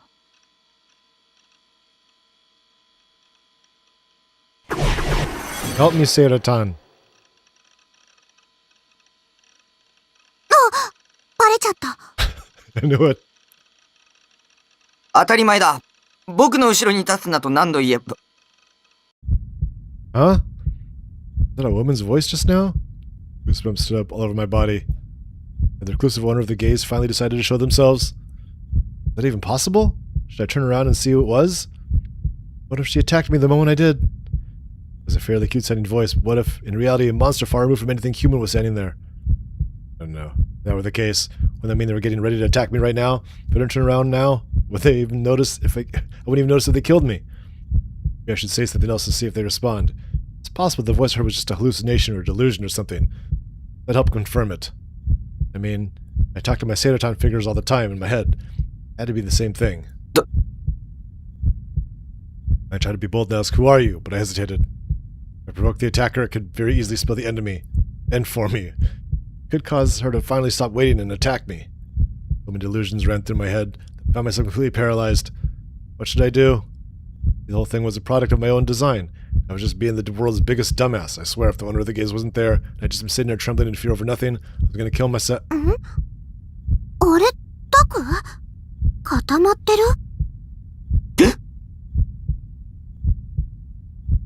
Oh my god, it really was an hallucination or a delusion. There was someone right behind me. Wait, everything isn't like wavery like usual delusion. Suddenly I reflexively turned around. Oh. No! どうもどうも Why isn't everything wavery? What's going on? What about the delusion part? The demon girl! The girl sitting on the sofa was undeniably the same one I had seen at the crucifixion crime scene. Now, for some reason, I couldn't comprehend she was just standing there, looking at me and smiling. Oh fuck, oh fuck, oh fuck. Finally come to kill me. Had to be because of the detectives I talked to. She'd seen me do it with her clairvoyance. After that, she infiltrated my base without making a sound. She took a position in which she could kill me at any moment. Now she was reveling in my fear as I cried and screamed in terror. Anything else? Don't kill me, I tried to scream, but I was too terrified to make a sound. コケコッコ What? Putting her neck to the side, the demon girl unleashed a strange incantation. It was some kind of demonic tongue. She was cursing me. I also gained as much distance as possible from her. I went to hide underneath my desk. The problem was I was so shaken that I ended up bashing my head into the edge of it, rendering me unable to move as I writhed in pain. 何やってるのタク What are you doing? 今すっごい音したよ。コツンって。You know, the demon girl was keeping up her amused smile. Had to be a trap, one built to lull me into a false sense of security.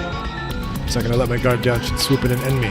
Maybe she'd already had with that curse she'd placed on me a minute ago. In a few days, my entire body would suddenly start spewing blood everywhere, and die right then and there. 頼むよ。殺さないで。Got down on my hands and knees, cradling my head between my arms. Goddamn detectives completely fucked me over. 警察に喋ったこと謝るから。警察？ You talked to the cops? それに話してもちっとも信じてもらえてなかったし。 Now I have to kill you. The lie meant to buy me some time. The older detective had said he'd guarantee my safety if he was doing his job properly.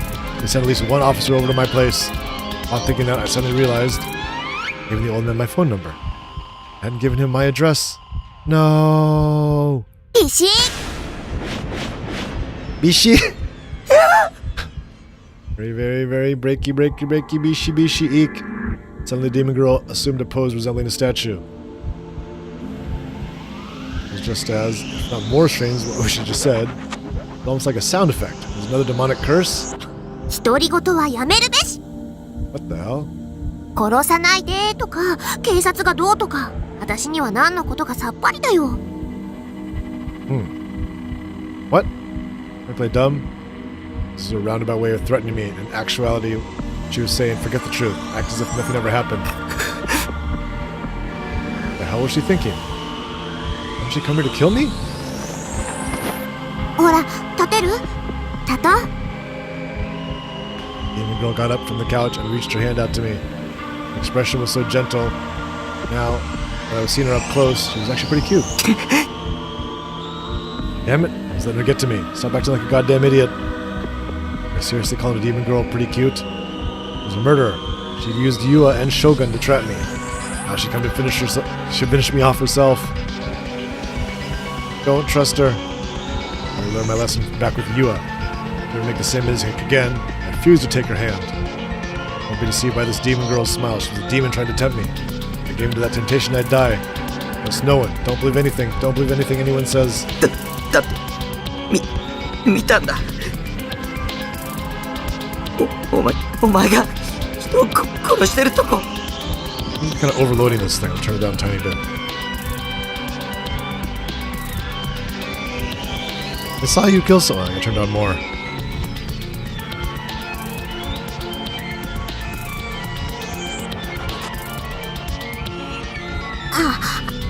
あのさタク、それかなりひどいこと言ってるって気づいてる？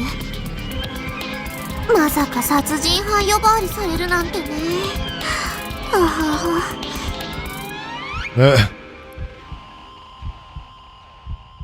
What's she gonna do with me? ニュージェネも Just like with the guy in the fourth case, was she gonna... 殺すんでしょう。それとも岩とか将軍とかがいる場所に連れてって。ユア？将軍？誰それ？ Maybe the three of them had decided to work together. That way I wouldn't be able to fight back when they beat me to death. そんなの嫌だ。助けて。じゃあね、私を殺人犯扱いしなければ助けてあげる。That was her true goal. そんなビビらないでよ。いちいち私がへこむようなリアクションしてくれるよね。お願いだ。もう二度と誰にも喋らないから。だから見逃して。もしもーし、タク？ What? ちょっと落ち着こう。 On the phone now? This bitch acting like we were close or something, calling me Taku and shit. Wait, actually, how did she know my name? She already known it back when we first met at the crucifixion crime scene. How? How did she know it? Also, how would she know where my base was? 当然でしょ。 Oh my god, she could read my thoughts. あなたの名前を知ってるのは。She just read my mind? Now you're thinking, did she just read my mind? And now you're thinking, I hope that's not shepherd pie in me knickers. I knew she was clairvoyant. She knew my name, my address. All because she'd used her powers on me. タクって結構独り言多いよね。前から思ってたことだけど。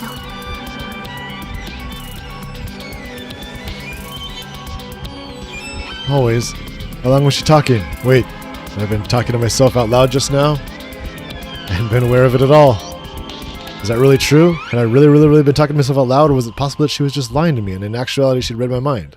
タクの名前を知らないわけないよ。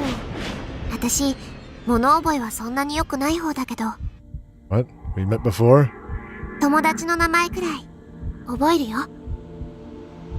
Friends? それともタク、私のことバカにしてる？そりゃ私、テストの点数はそんなに良くないけど、面と向かってそういうこと言われると傷ついちゃうな。Someone here crazy? But who was it, me or her? もしかして、転校生。Could you be a transfer student? そういえば、近いうちに転校生が来るらしいよ。スカチン先生が言ってた。There were two different conversations going on here. My terror from earlier, together with the anxiety of having no idea when I'd get killed, was starting to fade. Rushing in to replace it was a completely new kind of dread, slowly rode my mind. もしもし？ What the hell? その顔はまさか、まだ信じてくれてない？誰だ？ Great question. Who is this?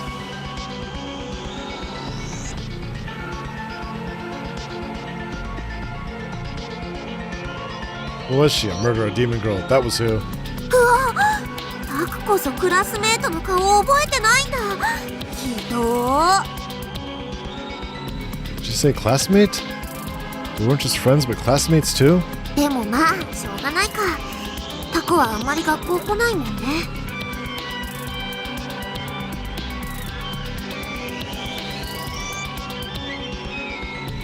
だからって、私の存在丸ごとなかったことにするのはどうかと思う。私の名前、本当に忘れちゃった？そんなことないよね。知ってるでしょ？あなたは知ってるはず。Hmm?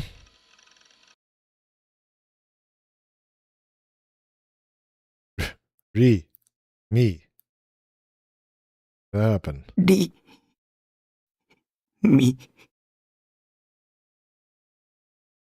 そう、正解！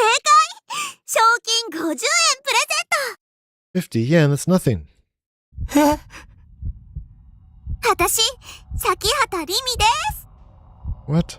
We met. なんだ、やっぱり覚えててくれたんだね。よかったよかった。 How? Is it true? Is the demon girl's name really Rimi? Why the name suddenly popped into my head just now? Why know this girl's name? Maybe she really was my classmate and friend I'd just forgotten? No, there was no way. Never even heard of that name, Sakihata Rimi. It had to be a fake name. It had to be when I'd said Rimi and she just decided that to be her name right then and there. Like one of those spam emails from a Nigerian prince that use your personal info. Besides, other than Yua, I'd never met a 3D girl who talked to me like we were this close in my life. And Yua was the demon girl's underling. Wait, that was it? Wait, the girl calling herself Sakihata was doing it all was exactly the same as what you had done. The temptress knew I wasn't used to interacting with 3D girls, so she was attempting to lead me into a trap by behaving all friendly and trying to seduce me. It's all the exact same strategy. The thing is, while I barely remember my classmates' faces at all, and I didn't plan to, either, I could say with absolute certainty that I'd never seen this girl's face in the same classrooms before, probably. Damn it, can't completely rule it out. After all, whenever I was at school, I was usually glued to my desk until the final bell, pretending to sleep, having delusions, staring at my desk, or feigning reading my textbook. I didn't do anything else. I had next no memory of my classmates' names and faces, so I didn't even try to remember any. Which was it? Was she telling the truth, or was it a lie? No, it didn't matter whether or not we were classmates, because the one thing I knew for sure, the one hard indisputable fact, that she had committed murder. もしかして本気で思い出せないの？さっき頭打ったせいで記憶喪失になっちゃった？ Demon girl reached for my head. I retreated back under the desk to try to avoid her. たく変だよ。じゃあ大地に聞いてみて。 Who's that? そしたらたくも思い出せるかも。 Teacher? Daichin? The hell was that? Was that a person? Some sort of secret code? The demonic incantation? 大地だよ、大地。三角大輔。 Oh, him.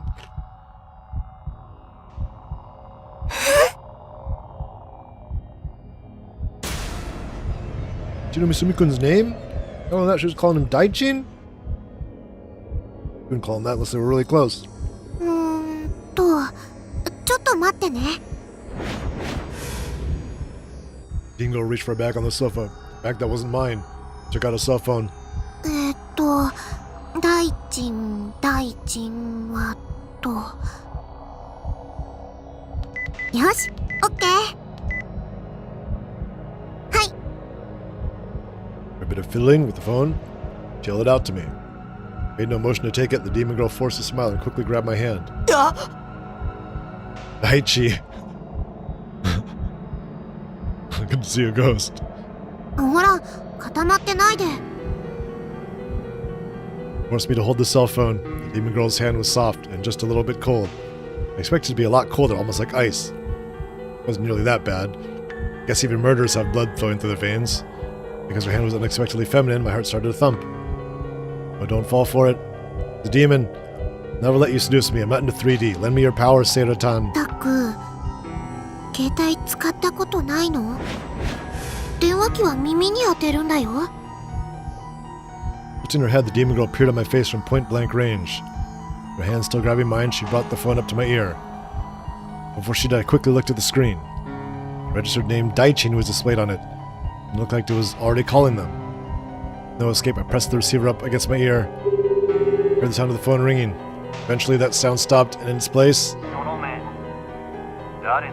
What? Why'd he say that? Are they saying that to me or to the demon girl? Why had they said that? The person at the other end remained silent. They didn't say who they were. It sounded like they were downtown or something, as I could hear a bunch of noise coming through the receiver. I was so confused my voice wouldn't come out. I had no idea what to say. I was just saying that now, damn it. Sumi-kun, or at least that's who I thought it was, quickly reverted to his normal tone. Oh, she's talking to Rimi. Rimi, Sakihara Rimi. Misumi-kun knew her? Well, it wasn't like there was anything unusual. Misumi-kun was a natural-born playboy after all.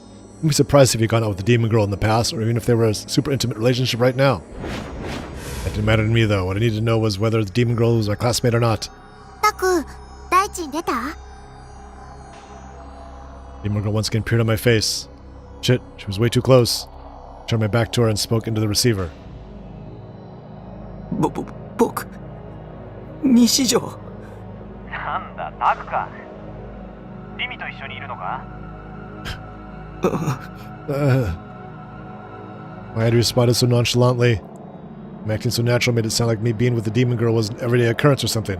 またリミに振り回されてるのか？大変だな、お前も。 What? でもよ、一つだけ言っていいか？お前、そろそろ自分の携帯変えよ。 Do I have a phone? What's going on here? Wasn't on the other end really Misumi-kun? For example, there was the possibility that the demon girl had made a phone call to someone who only sounded like Misumi-kun. Maybe this person who sounded like Misumi-kun was just another underling of hers, and he was only pretending to be Misumi-kun in order to trick me. Yeah, it was good. He's old school and new school. And the CRT looks like it says Dell on it. I was starting to doubt anything and everything. Didn't know what was true and what was a lie. Hold on, what the hell kind of trap was the demon girl trying to make me fall into? Anyway, why bother the trap this elaborate? In a situation like this, wouldn't it be easier and quicker for her just to go ahead and kill me already? There's some reason behind it. Some kind of prerequisite saying she had to trick me, even if I'd been taking it this slow. Maybe it was some hidden camera type thing spearheaded by Misumi-kun. Girl wasn't actually my classmate, but Misumi-kun's girlfriend. He sent her here in order to screw with me. It's fucking if. If that were the case, how the hell would I explain everything that happened at the crucifixion crime scene? で、タク、なんか用か？俺としては野郎からの電話なんてあんま嬉しくねえんだけどな。His tone of voice sounded exactly like Misumi-kun's. The more I heard, the more convinced I was that the person on the other end had to be him. 女の口説き方でも教えてもらいたいのか？なわけねえか。I start talking. Since the gaze on my back, the girl was staring at me. Chills on the back of my neck still hadn't gone away. What kind of expression was the demon girl making? I wanted to turn around and see for myself, but I was too scared. で、なんだ？今俺も女と一緒なんだよ。なるべく手短に頼むわ。その、なんだよ。早く言えって。うちの、ん？クラス、ああ。うちのクラスがどうした？いる何か？女子、あ？咲畑って名前の。Right, suddenly becoming more and more incoherent, I somehow managed to explain myself. Finally, Misumi-kun stopped responding. Silence. However, I could still hear the noise of the city around him, so the call hadn't disconnected or anything. Why wasn't he talking? The hell? What did I say? Next thing I heard was an extremely exaggerated sigh. お前さ、ゲーム脳じゃねえの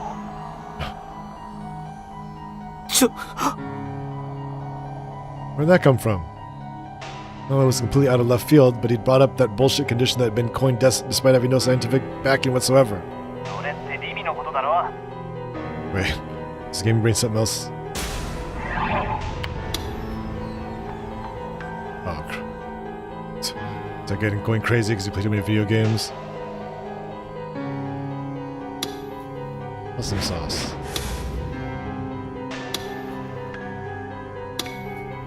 Here.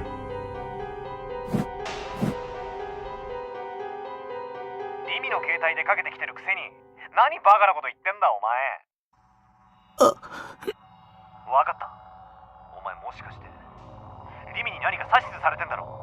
いたずらか？ドッキリか？じゃあリミに伝えといてくれ。お前の低レベルのドッキリに引っかかるほど俺はバカじゃねえってな。本当？何が？本当にクラスメイト。お前な、たまにしか学校来ねえから忘れちまったか？俺はともかく、お前は1年の時から同じクラスだろ？ My classmate for 2 years? Uh-oh. この前だって3人で一緒に映画見に行ったじゃねえ We か。 saw a movie together recently. Wait, what? I couldn't comprehend what the person that sounded like Misumi-kun was saying. The demon girl and I had been in the same class since first year. The three of us had seen a movie together pretty recently. Pretty recently, but when exactly? 俺がお前とダチになったのだって。最初はリミに付き合わされたのがきっ She was か the け one だ who った made us friends? What? 俺と同じでリミも物好きだからよ。ニートのお前を気にかけてやってるのは世界広しといえど俺とリミぐらいだぜ。 Remy and Ire? それは言い過ぎか。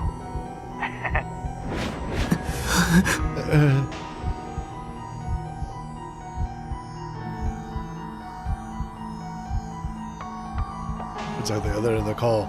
Not a single one of them felt real to me. I had absolutely no memory of any of it. I couldn't acknowledge that any of that had happened in the past. I just couldn't. Well, some story that the person who sounded like Misumi-kun made up couldn't be my past. This could only be established as truth if a person remembered it. So if I didn't remember it, it wasn't true. っていうか、リミってマジで女っ気ないよな。これはあいつには言うなよ。君は誰だ？ Who are you? おいおい、マジでおかしくなったか。俺のことまで忘れたわけか？ゲームやりすぎ。What? Able to take it anymore. I hung up the phone.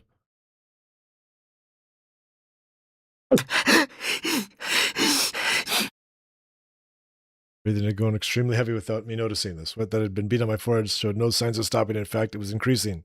Long trails of sweat trickled down my entire body, started on my face, and ended at my feet. たく、汗びっしょりだよ。 Demon girl, looking worried about me, calmly offered me a handkerchief.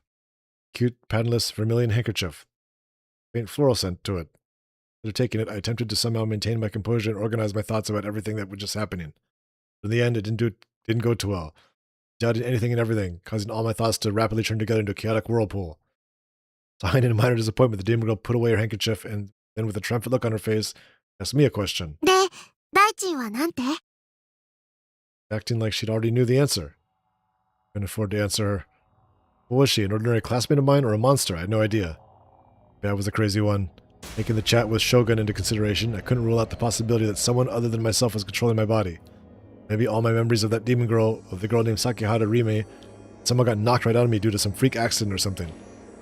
At this point, I didn't know anything about myself for sure. Did I have amnesia? Did I sleepwalk? Could it be something else entirely? 大丈夫？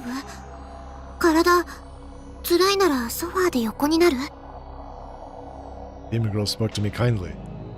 Don't let your guard down. Anyone who acts nice to an otaku freak like me must have some kind of ulterior motive. I shook my head, putting my strong will to resist the demon girl on full display. Then, using that same strength, I raised my head. Sweat got in my eyes, burned my vision. The demon girl's face was a lot closer than I'd expected it to be. What color eyes were those? なんで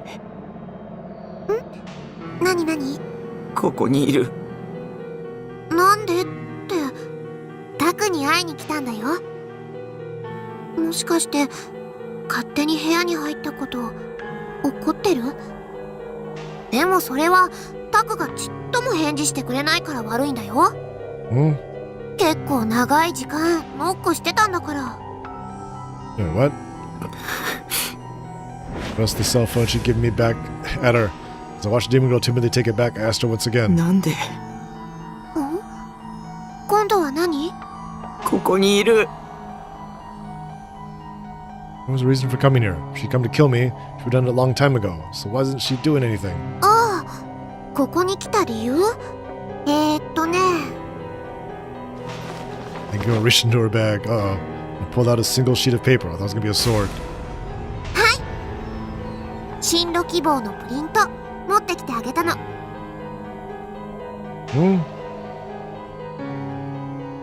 Found myself taking it from her without really thinking. She wasn't lying. The piece of paper did have post-graduation aspirations written on it, along with 3 blank squares to write your answers in.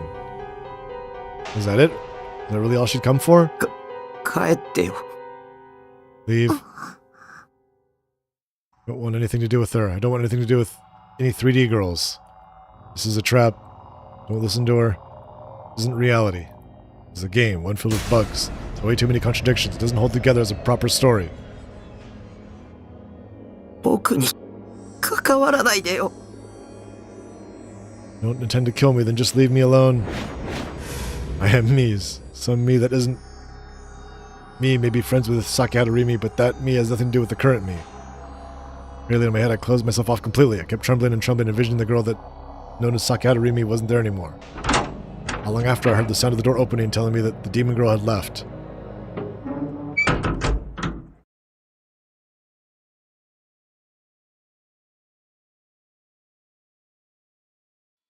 Another chapter. So yeah, in the midst of a pitch black room, the pale light of a PC monitor cut through the darkness. Pictured on the screen was a Seiya screensaver from Bloodtoon, the animation.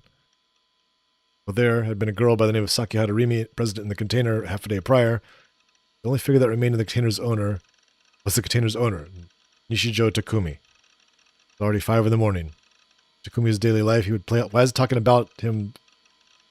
He'd play online games until dawn and then collapse onto the sofa once he could not keep his eyes open any longer. What is happening? Even now, Takumi was asleep on the couch, twisted in a seemingly uncomfortable position. He seemed to have changed narrators. He never used his bed for sleep. He did indeed have a proper bed, but it was already occupied by manga, CDs, and other random piled-up media. He could never be bothered to tidy it up, so his bed had effectively been repurposed into his storeroom. Since then, he'd utilized his 2-person sofa as his one and only place to sleep. Pained moan escaped from Takumi's lips. Perhaps he was having a nightmare. His entire body was perspiring, and his closed eyelids twitched and trembled. His expression was warped in agony, and he was tossing and turning so frequently, he came very close to falling off the couch. Right before he did, however, his eyes suddenly inexplicably shot open as he faced the ceiling. They were bloodshot, and his eyeballs were faintly convulsing. Still in that state, without blinking even a single time, he rose from the sofa. He slowly staggered towards his PC.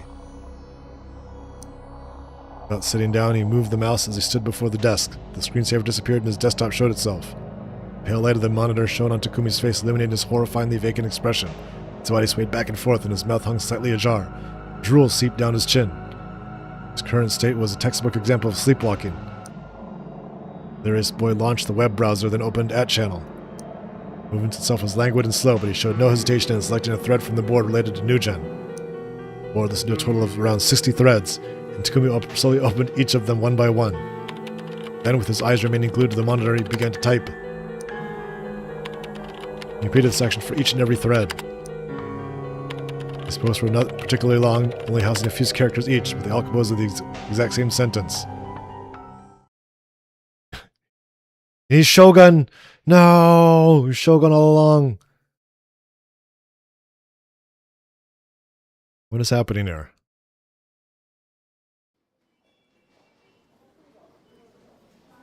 I went to the hospital first the next morning. Who's this? I had confirmed it the last time I'd come here, but today they definitely tell me I was normal. Oh, this is... Now we're Takumi again. Dr. Takashina would remember me. I'd tell him, it's me, Nishijo. I was your patient around 4 years ago. They'd tell me everything I needed to hear. I wasn't the crazy one. It was the demon girl and Misumi-kun. They were the crazy ones. That was definitely what he was going to say. This hospital opened at 8 in the morning. It was a little earlier than regular hospitals.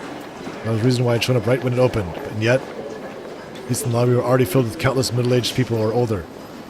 What the hell? Why? Hospital just opened. Why are there so many people here? Don't you bastards know head starts are unfair? Come on time like you're supposed to, assholes. As I continued to insult them inside my head, I had no choice but to wait.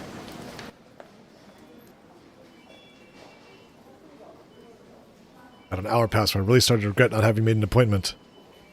Right after I started thinking that, they called my name and I was immediately relieved to know that I wouldn't have to wait as long as, at least, as last week.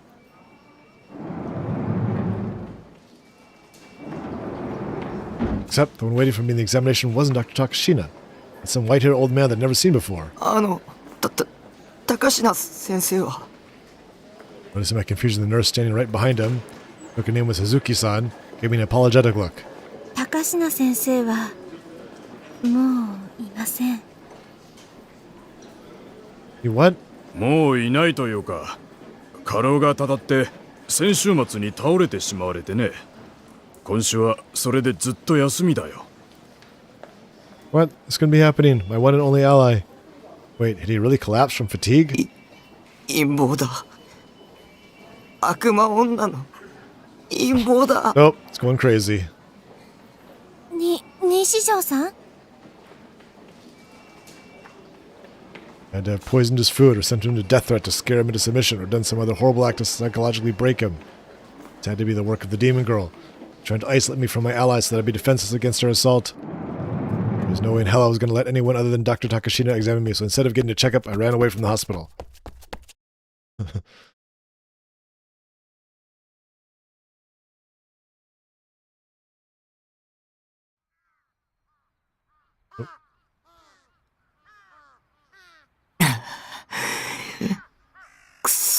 So, leaning on the fence at the edge of the roof, I blankly stared up at the sky. The skies of Shibuya were dim and lifeless. You have to be crazy to call them clear. 病院にはもう行かない方がいい Demon Girl's net was tightening around me. Maybe I already had nowhere to run. The detectives I'd met yesterday were imposters. Maybe in reality they had been the Demon Girl's underlings all along, and they'd just been testing me. It had to be it. The timing had been just way too perfect. The Demon Girl had broken into my room right after I'd talked to them, for fuck's sake. Demon, after all. She wasn't human. Controlling and manipulating the human mind would be child's play for her. No evidence of that, though, but at the same time, I had no evidence proving she wasn't a demon, which meant the only way to stay alive was to just assume the worst-case scenario. Really have nobody on my side? I felt like everyone was against me, no matter where I looked, no matter who it was. All I saw was yet another one of the Demon Girl's underlings. 助けて誰か助けてよ Why didn't I have any single ally? Why wouldn't anyone come to save me? Why did I only have to suffer so much? I felt more helpless than ever. I just wanted something to support me, Someone to protect me. Something that would protect me. Didn't care who or what it was, just someone, something. Please grant me salvation. Then, just as suddenly, FVS's Kishimoto Ayase's face appeared in my mind. Or what she said to me when we'd met at the school. I lost my own delusions at the time, but Misumi-kun told me that what she said, find a sword. If you do, you'll be granted salvation. Oh. Ken. I must get a sword. This is a game. I'd be the protagonist, and there'd be a cliche story moment when I'd obtain the legendary sword and triumph over evil. At this point, I heard the word sword from 2 different 3D girls recently, and in extremely close proximity at that. So remained the possibility that FES was on my side. Girl B, however, her name was Senna, had a pretty high chance of being one of the demon girl's underling, judging by her attitude. Sword. 剣だ。剣を手に入れるんだ。そうすれば。 Started talking to myself like I lost my mind. I was grasping at straws at this point. I just got my hands on a sword. I might be freed from this nightmare. I couldn't help but hope for that. It wasn't that I believed what FES had said, or granted me a salvation. It had nothing else to cling to. At the very least, I should do some research.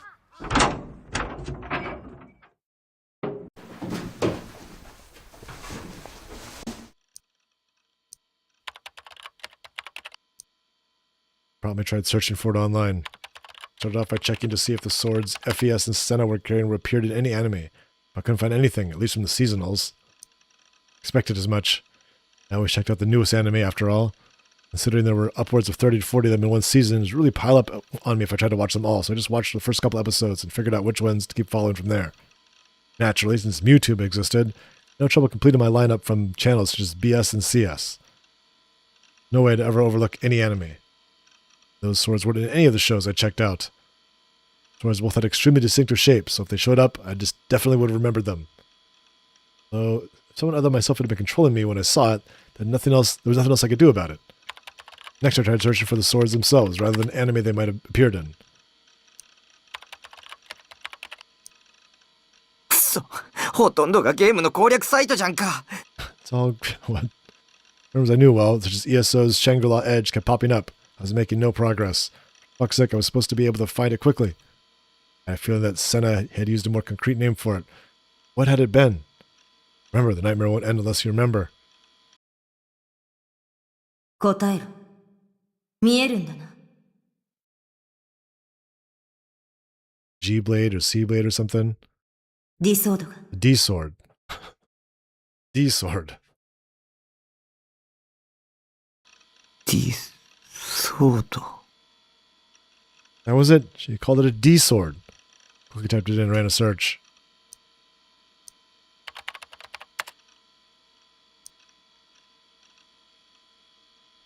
I got hits.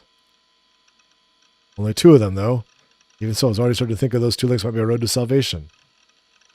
Holding back my excitement, I clicked on the top one first. No, 404. Shit, the page was down. Damn it, what the hell? Okay, calm down. Go back and look at the cache.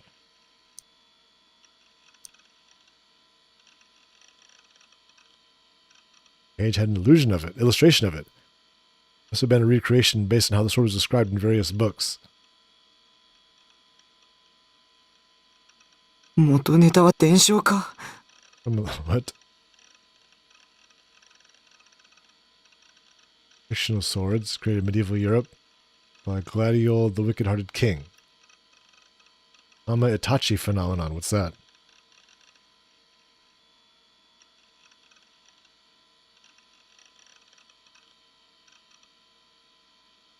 でも、セナって女が持ってたのに比べると、こっちは随分地味だな。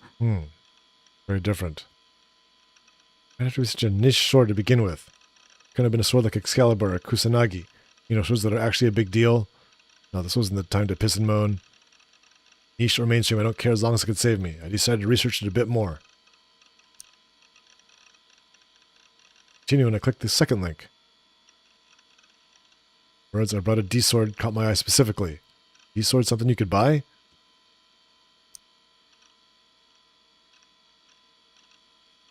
The log owner seemed to be male, so I could deduce that it couldn't be the demon girl or Senna.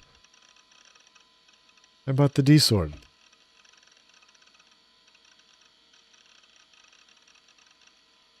Energy shown in writing was way too different from Shogun's. It's a completely unrelated third party. He deliberately changed his writing style. What the fuck? I knew that no answer would come to me, no matter how much I thought about it. I gave up and stopped looking at the blog. More importantly, it seemed like the story he'd mentioned, Town Vanguard, was located in Shibuya. And that it was too good to be true, but I also had the feeling that it was predestined too. Looking at it from another angle, maybe the exact reason I'd run into a girl holding a D-sword in the middle of Shibuya twice, the store was located there. Wait, wasn't underground stuff like this supposed to be secretly be popular among a few minority groups in Shibuya? Pretty sure it was. Anyway, I went ahead and ran a search for Town Vanguard. Didn't seem to have an official site. I did find a preview image of it on an online map. Have an official site. Probably meant they didn't take online orders. I tried searching for them as a seller on Taboo Auctions, but I didn't find anything. It meant that I have to go to the store in person. I didn't want to go outside, but 剣は手に入れなくちゃ。手に入れないとダメなんだ。 must get the sword. Now come to think of the sword as my own soul only means opposing the demon girl. Didn't have any idea what I would actually do after I got it, though. Certainly wasn't brave enough to kill her with it, not even close.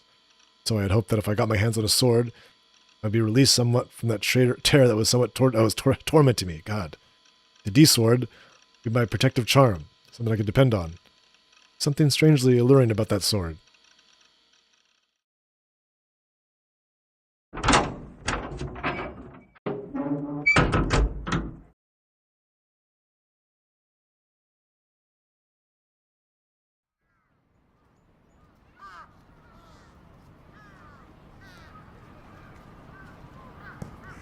Or is located somewhere near Cat Street.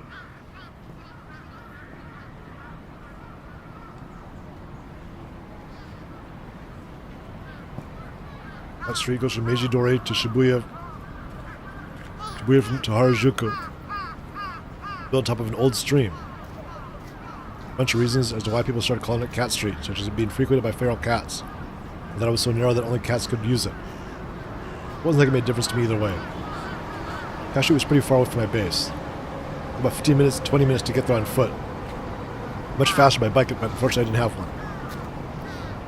So I had to take a route that went past the front of the train station, then through Shoto, cutting through Miyashita Park.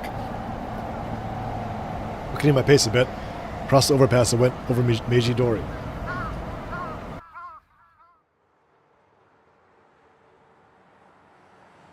Oh, finally arrived. Starting to get really impatient. The sheer distance was pissing me off. Cat Street was nice and quiet compared to Center Guy. Felt more like Harajuku than Shibuya. Stores lining the streets were only aimed at trend chasers, but nothing to do with. Fuck them, to be honest. At a place I was just made me all the more pissed off. Complete foreign territory. Every last one of the assholes around me thought they were so damn cool. More couples sauntering around than in the shopping district. Whatever. Probably just a bunch of broke shitheads trying to pretend they had money. So they were likely just window shopping. Laughing my ass off. Waste of space. I was trying to regret coming here at all, but I reminded myself that all the suffering would be worth it once I got the sword. I just sucked up and kept walking. In order to avoid making eye contact with everyone, I kept my eyes firmly trained on the map. Sped towards my destination. Town Vanguard was deep in this narrow side road that split off from Cat Street. ここか。 I'd only gone one side street away from the main road, the atmosphere had changed dramatically. Narrow, cramped, filthy alley that no car could travel through. The street was lined with wooden houses, out-of-business stores with closed shutters, and inevitable spray-painted graffiti that covered said shutters. Despite how nice it looked from the outside, while its high-class name-brand stores, Cat Street was nothing more than a superficial facade. Behind that facade lay a whole host of broken-down, mercilessly discarded junk heaps. And again, I couldn't stand the place either way. Both the bullshit and the truth were foreign territory for me. The only one for me was ESO. Even for the back streets, though, Town Vanguard had an even smaller, darker atmosphere than I was expecting. I was finally starting to get why the blogger had called it shady. Though an open sign was hanging on the door, it didn't exactly look like business was booming. That was being generous. Thanks to that, it was extremely hard to convince myself to go in. I was like, I couldn't even go into a gyudon shop by himself. Supposed to enter a sketchy-ass store like this. Wanted to go home. No, I need to get my hands on a sword, no matter what. Ugh, what should I do? I spent a little while trying and failing to get myself to go in. A single person came through the cramped alley. I already spent 30 minutes waffling over what to do, but I still hadn't seen a single soul since I'd gone off the road. What happened was I would finally decide to suck it up and go in, but then I would realize I wasn't brave enough, repeat ad nauseum. Couldn't go home empty-handed. This is the only place I could get my hands on a D-sword. Even though my sense of reason told me that, my instincts made me hesitate to enter the shop. In my mind, I had a delusion where the clerk came out to me. Of course she was a cute maid, and she talked to me with a voice straight out of an anime. She knew exactly what I wanted, and she held the D-sword out to me, friendly as could be. Here you are. Please take the sword, master. Alright, that's enough. Chill out. As I was thinking about how much nicer it'd be if things turned out that way, a lone 3D girl appeared from within the store, almost like she'd somehow heard my thoughts. However, unlike my delusion, she was wearing disgustingly gaudy clothes. Have they make you think, what Indian tribe did she steal those from? What the hell? At the same time, despite the get-up, she looked absolutely miserable. Talk about whiplash. Her hair was incredibly frizzy, to the point where it looked like her head had exploded. Creepy patterns were scrawled in the bandana as she had twisted around it. It said that she was a store worker and come out after seeing me pasted outside. My delusion had exactly become reality. It wasn't like I had expected it to. When I knew what was happening, the clerk forcibly showed me inside, despite how reluctant I was to do so. I didn't even have the chance to turn her down. And I found myself inside the store. It was all well and good that I'd cleared the most difficult obstacle, but the store was under the demon girl's control, and everything about the D-sword was just an elaborate trap to lure me into it. Wouldn't be allowed to complain if I got killed right here. Eyes darted around the store's dim interior. There wasn't a single customer. The air was awfully stagnant and slightly hazy, and pleasant odor of tobacco and mold mixed together invaded my nostrils. I felt like I was going to be sick if I stayed there any more than 5 minutes. I saw things that looked like products. It was difficult to judge whether or not they were actually for sale. All of them had been placed haphazardly, and there was no way to distinguish them from just plain old garbage. It didn't help that not a single one of them had a price tag. Didn't notice until after I'd come in, but there was a whole lot of porn and sex toys. Among them were devices you'd seen: rape, humiliation, and eroge. I had no idea where to find a safe place to look. This store must have been a variety shop for adults or something. After forcing me to the store, the clerk sat down on a stool behind the counter, then proceeded to zone out as she smoked. There's no indication that she was going to continue meddling with me. Probably a partial source of the haze in here. Even though it had been less than a minute since I'd come in, anxiety, a weird sense of pressure, and embarrassment all combined with how sick I was feeling in the form of disgusting sweat leaping out of my forehead. What? I wanted to get out of this otherworldly place as soon as possible. I had to hurry up and find a D-sword quick. I walked towards the back as I looked throughout the store. Soon found the fantasy weapons section, which had been mentioned in the blog I found. This corner of the store was the only one that stood out to me. Numerous pole-shaped toys were neatly displayed. All the toys were tubes of some sort. They were different colors, but pretty much all of them were lightsabers. You could tell pretty easily how shoddy they were when they were all bootleg. But how they would even glow. The light shuriken talked about in the blog was sold out, which surprised me. Yet, mixed in with the lightsabers was a single item that was clearly different from the rest. Well, it took one look for me to know it was a D-sword. It looked almost exactly like the illustration I'd seen online. I went to pick it up. It was unexpectedly light. I wonder what it was made of, but it definitely seemed like some sort of soft vinyl. What? It wasn't sharp at all. The edges were slippery and naturally didn't hurt me in the slightest when I ran my fingers across it. Compared to the ones Senna and FES had, it was badly designed. No sense of weight, and above all, it didn't give me any sense that it would sever anything with just the slightest touch. Could it be fake? It worried me, but there wasn't anything else in the store that resembled this D-sword. Did this even give off light at all? The D-sword FES that swung around our show had pieces of glass embedded in it that gave off blue light and looked extremely badass. I didn't see a single shred of glass in the sword I was holding.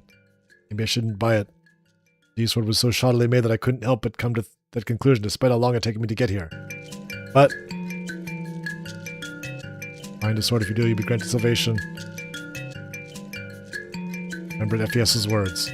Right, if I didn't buy it right here and now, I'd lose my only chance of getting my hands on a D-sword. It only looked cheap, but once I'd recognized me and its true master, an incredible power would manifest within it. Maybe I'd seen too many anime, or read on too many manga. I had sensed that exact kind of unknown power in Sen and FES's swords. This sword should have it too, but what to do? While an internal debate raged on, the clerk came up and stood right behind me without me noticing. With a melancholic smirk, she pointed at the D-sword and muttered, 10,000 yen and I'll throw in a free bonus. How absurdly cheap it was made me doubt my own ears at first. I amassed quite a bit of cash from RMT, and if it was only 10,000 yen, I could buy it simply by sacrificing a single figure. I'd heard the price, and when I realized that it was the last one they'd had, I come to an immediate decision. The bonus that came with it was a cheap-looking bangle. To be frank, I didn't want it in the slightest.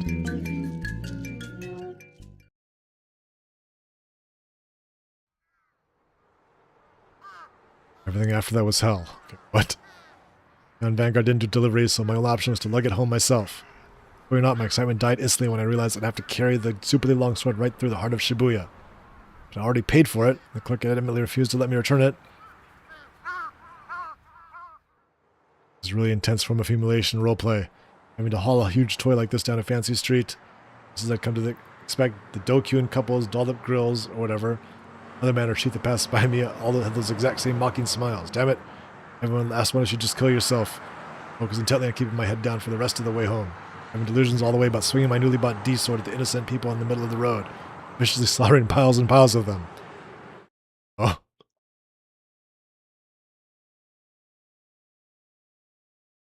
Back.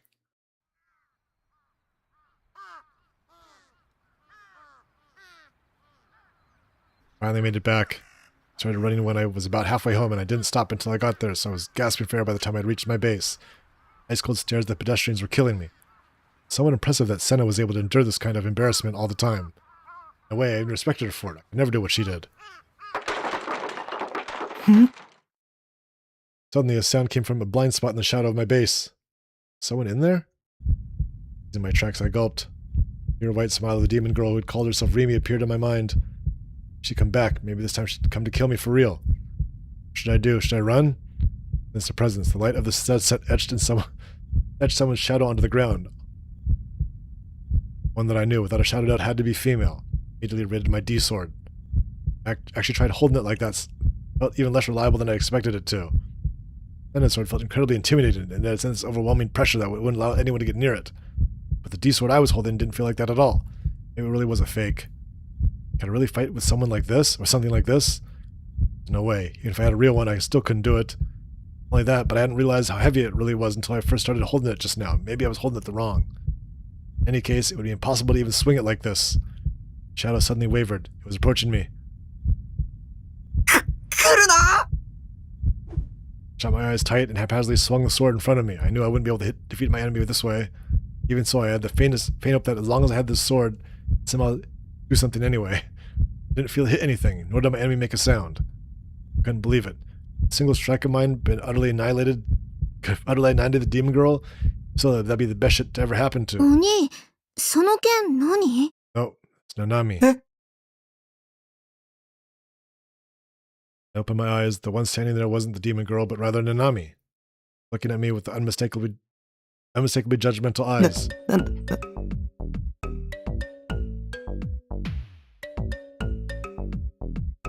Chunk disappeared instantly, and I dropped to the ground right where I'd been standing. お前、脅かすなよ。 It scared me.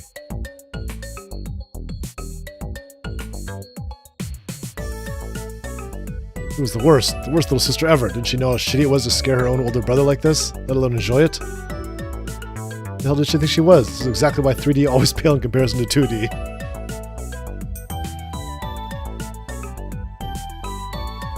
別に脅かしてないよ。いつもみたいにお兄の Almost 生 killed my 存 little 確 sister 認 with し a に来てあ sword. げたんじゃん。なのにお兄いないんだもん。なんでナナが30分もお兄のこと心配しながら待ってなくちゃいけないわけ？ナナの貴重な時間が無駄に消えてっちゃったじゃん。お兄のバカ。 Manino Baka.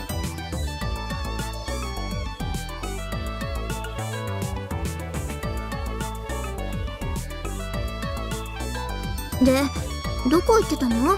出かけるなんて珍しいじゃん。携帯にかけても繋がんないし。 One behind the base. It was like anyone was gonna call me when I was out. I needed some point to bring him. Have it so fun to leave it at home. そもそもその剣何なの？もしかして But 買っ up, て the きたの？ sword's good. Nami peered curiously at the sword. あ、わかった。アニメのおもちゃかなんかでしょ？ほんと、お兄ってオタクさんだね。しかもこのおもちゃ、ちっとも似合ってないよ。さっきだってへっぴり腰で構えちゃってて、思い出したら笑えてきた。I was trying to kill you. So my eyes closed. Ignoring Nami, I undid the lock on the door to the container house and made it go inside. ちょっと無視すんな。帰れ。 She just come to check if I was alive, then she got what she wanted. She no longer had any reason to be here. She was always making fun of me, and every time she came over, she did nothing but complain. She really was that put off by being here. She didn't have to come at all. It was annoying anyways. You know, skin off my back if she stopped. わざわざ様子見に来てあげてんだから、もっとありがたがってよ。せっかくお土産まで持ってきたのに。Her voice as whiny as could be. She pursed her お lips. 土産？そう、お母さんが持ってけって。ほら。 Naomi handed me a bag of clementines. About 10 of them wrapped up in red netting. Weird, something's fishy here. I ate clementines with it right in front of me, but they weren't my favorite food or anything. というわけで、ナナもちょっと一服したいから一緒に食べてあげる。帰れ。もう、妹がお土産持ってきて、しかも一緒に食べてあげるって言ってるんだよ。もっと喜びなよ。Not exactly about eating clementines with Nami was supposed to make me feel happy at all. Besides, it was obvious that she just wanted to eat clementines, and that was the whole reason why she'd come here. Been a fat ass ever since we were little. Often seen my portion do it add to hers. Couldn't count the number of times we fought over that. Nami to take a hint, waltzed right into my base. I gave up and followed in after her. お茶ある？あったかいのがいいな。Why the hell would I have tea? I'll drink cola and nothing else. Nami sat down on the sofa and grabbed a clementine. Sighing, I set down the D sword, so I'd lean against the computer desk. I had no reason to continue carrying the bangle in my pocket, so I just chucked it somewhere behind me. あれ？それ何？ Quickly spotting the vanguard thrown on the floor, and Nami went to pick it up. へえ、かわいいバングルじゃん。これも買ってきたの？お兄にしてはいいセンス。 Cute. Ow, the thing was nothing more than a piece of junk you got for 500 yen at worst. Couldn't believe how bad Nanami's taste was. Ignoring her once again, I nabbed one of the clementines and sat down in front of my PC. ねえねえ、なんでこれ捨てちゃうの？だっていらないし。じゃあさ、これナナにちょうだい。はHa! いいじゃん、どうせ捨てるならさ。たまにはお兄ちゃんらしく妹にプレゼントの一つでもしてよ。 Call it a present, but it's just something I don't want that you suddenly decided to appropriate. 勝手に持ってけば。ほんと？やったー。 It's the big show.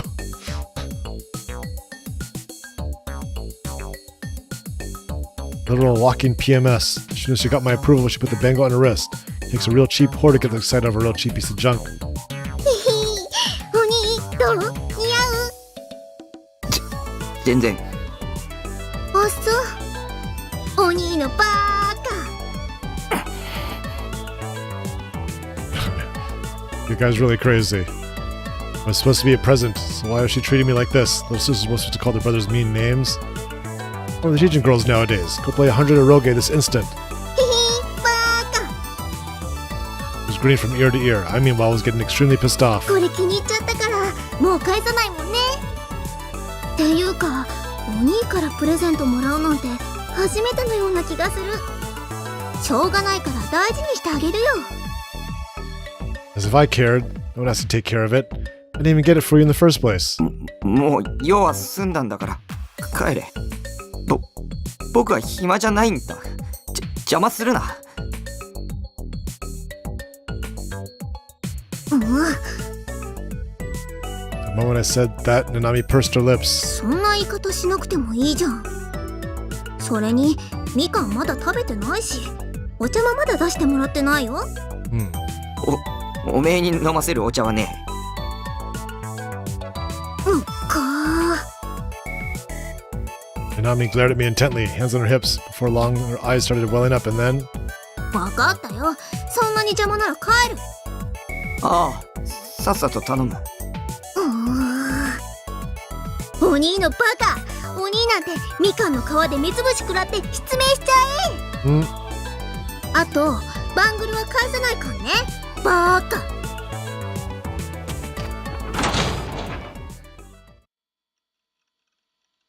Yelling in a migraine-inducing voice that resounded throughout the entire room, Nanami grabbed her bag and ran out with insane speed. Oh, thank God, it's finally over. Hanging out with Nanami always took everything out of me. Why did you insist on coming here every week when I'd made it very clear I was sick of it? Read the rooms for fuck's sake.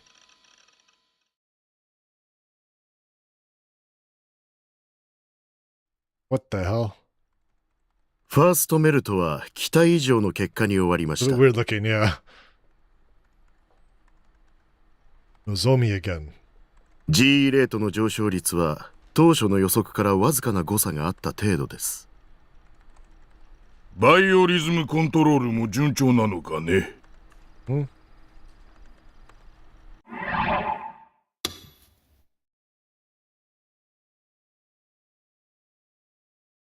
Right. 渋谷の GE レートは他のエリアと比べて高い値を持っていると同時に安定性についても特筆したものがあります。それゆえに意図的に操作しやすいということか。そして渋谷にいる人々のバイオリズムを急激に引き上げることもまた。実験結果についてはレポートをご参照ください。納得していただける成果を上げております。貴様が成果を出すのは当然だ。そのために高い金と多くの人材を提供しているのだからな。実効性については理解しているよ。この数ヶ月だけでも What? 我が会の信者が数倍に膨れ上がっているからね。This is the church. それではプロジェクトノアは次の段階へと進 That's ま the せ name ま of the す。 game.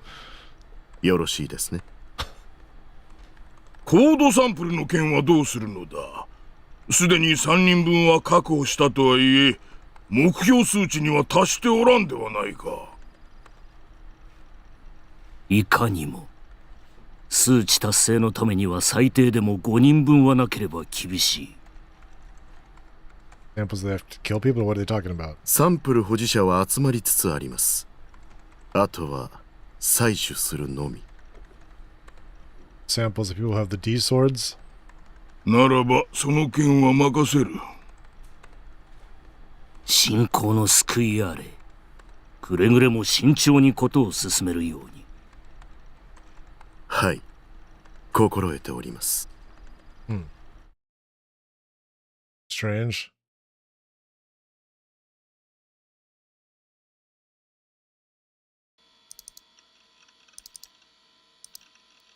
Ah. そろそろ寝るか。Stifling a yawn, I looked at the clock on my PC. It was 5 a.m. Spent another entire day grinding on ESO, but no monsters ended up dropping the rare items I was looking for. Raging on it for about 8 hours straight, but still no luck. It happened to me all the time, though. Glanced over to the side of my computer desk. The sword I bought yesterday was still leaning against it. Put it there within reach of me so I could grab it at any moment. Speaking of the sword, the damn thing hadn't glowed at all. I was hoping that it would transform into some new badass form like the one Senna had. I've been similarly out of luck there, too. Monitor Grimm's avatar just leveled up. Netheart was already max level, so he wouldn't go any higher. Probably out of time to make a new character, my third after Lissalot, I thought to myself, as I rubbed my sleepy eyes. XP sure was something. Well-known concept in RPGs, but I figured ESP existed in real life, too. Back when I first started playing ESO, I'd been told of nobody who didn't know right from left. Now I was known far and wide as Lightning Fast Netheart, the most powerful player in Baselard. Let's say the person controlling me had lost a chunk of EXP for some reason or another. If that happened, then it would make complete sense why I'd forgotten things. It would also be where the discrepancies in my memory had come from. Things like Shogun and the Demon Girl. Or chunk of my EXP got wiped. Maybe it was perfectly normal for me, the person controlling me, goes in chat rooms under the handle Shogun. For me to live like a complete normie with the Demon Girl. That just wasn't possible. But if it was possible, then maybe I used to possess an incredible power that would allow me to oppose the Demon Girl. Am I the only person who thought like this? I don't really feel like it was like a particularly weird way of thinking. Human beings could only really make judgments based on their own sense of values that they'd come up with themselves. Maybe it wasn't just me living for my day-to-day life making the wrong decisions, but everyone in the entire world. Back when I was little, I'd gone to the dentist, and I remember them telling me, "You did such a good job putting up with that much pain. Very good patient." At the time, I thought I was amazing for making it through to the end, and I felt really proud of myself. Looking back at it now, though the comment was probably based on the degree of pain I felt compared to the progression of the cavity. Even if the level of pain was the same, the people that could bear the pain, people who couldn't. In other words, I came to realize that how someone recognized and felt such sensations completely depended on the person. Childbirth, for example, I'd often see on the internet that women could endure the pain of it, but it would be completely impossible for men. Another example would be marathon runners. Maybe they excelled not because of their physical strength, because of their ability to endure pain. Also sadists and masochists. If there are people who have found pleasure in being hurt, must be people who derive pleasure from hurting others. In other words, I believe that the way people felt things, along with their ability to handle pain and suffering, all varied from the person to person. Perhaps this level of pain and toothaches and headaches I got from time to time actually far surpassed the limits of pain an ordinary person could take. If that were true, then perhaps I'd pass the same pain on to someone else, and the sheer agony would cause them to go into shock and die. The conclusion I ended up coming to as a result of this line of thinking was more or less self-righteous delusion that perhaps I was special. 特殊な人間か。っていうか、何を大げさな。I denied it. I was sure every person had delusions like this. Every man longs to be the strongest in the world. Every human being wants to think that they're special. They're the chosen one.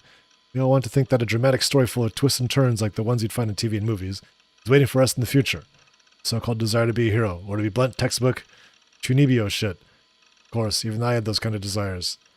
It could even very well be my destiny to triumph over the demon girl. If that really was my destiny, and to make it come true, I'd need a number of conditions to be met first. At the very least, I absolutely needed the ability to use cheats, be it cheat codes for special attacks, or maybe even a god mode of some kind. I really want to deal with any pain or fear.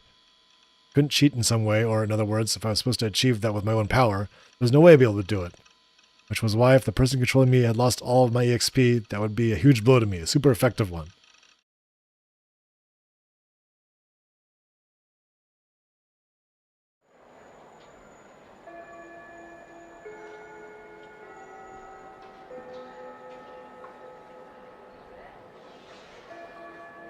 Playing video, hold on.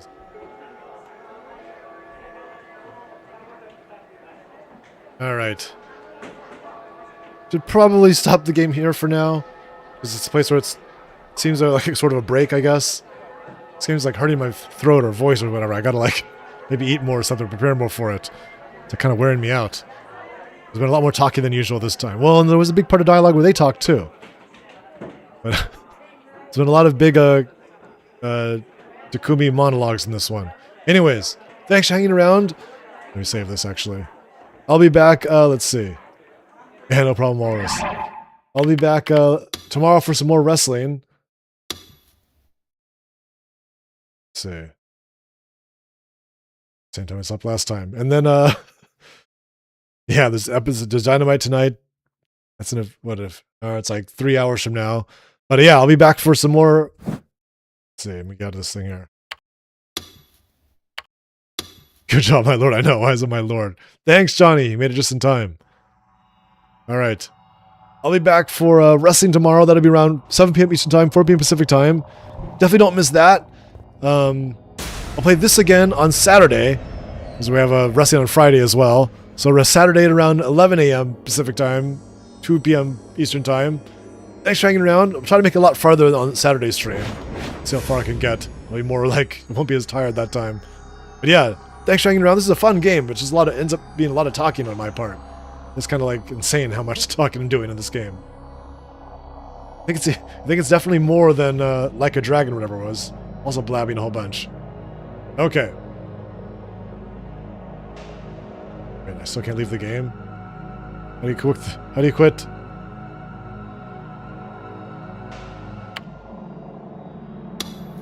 Boy, that takes a while. Okay. Let's find someone to raid.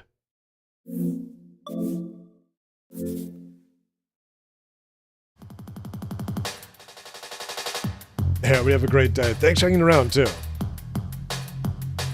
This game is definitely kind of creepy and weird. I have a feeling it's going to get obviously really, really weird soon. The worst part, you can just tell the tension's building. Let's see, there's Old School Wrestling Review. You can't stop watching? Yeah, it's cool. I just want to see what happens, but man, it's... And the worst thing is, it might have to be like, if it's like Steins Gate, these people have also made Steins Gate, there could be like a lot of endings. You gotta play through them all to get to the real ending. If it's like Steins Gate. But that was probably the best part about Steins Gate because they made that real ending like super cool.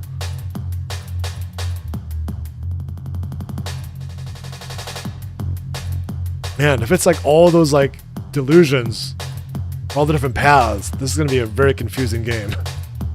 There's also Effie playing Assassin's Creed, or Shadows. So they're only doing Minecraft.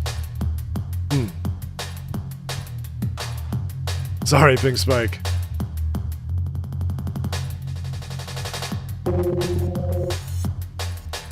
Let's see.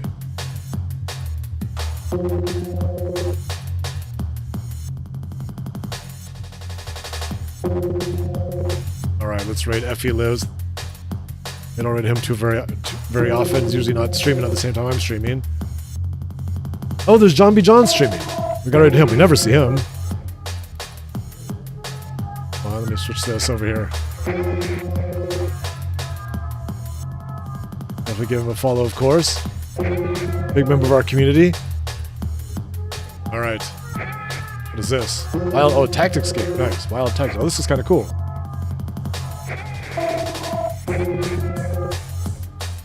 Alright. Everybody have a great night. Please come back tomorrow for some Joshi Wrestling. 7 p.m. Eastern Time, 4 p.m. Pacific Time. We definitely have some Stardom to get to. Hope to see you again soon. Say hello, say goodbye.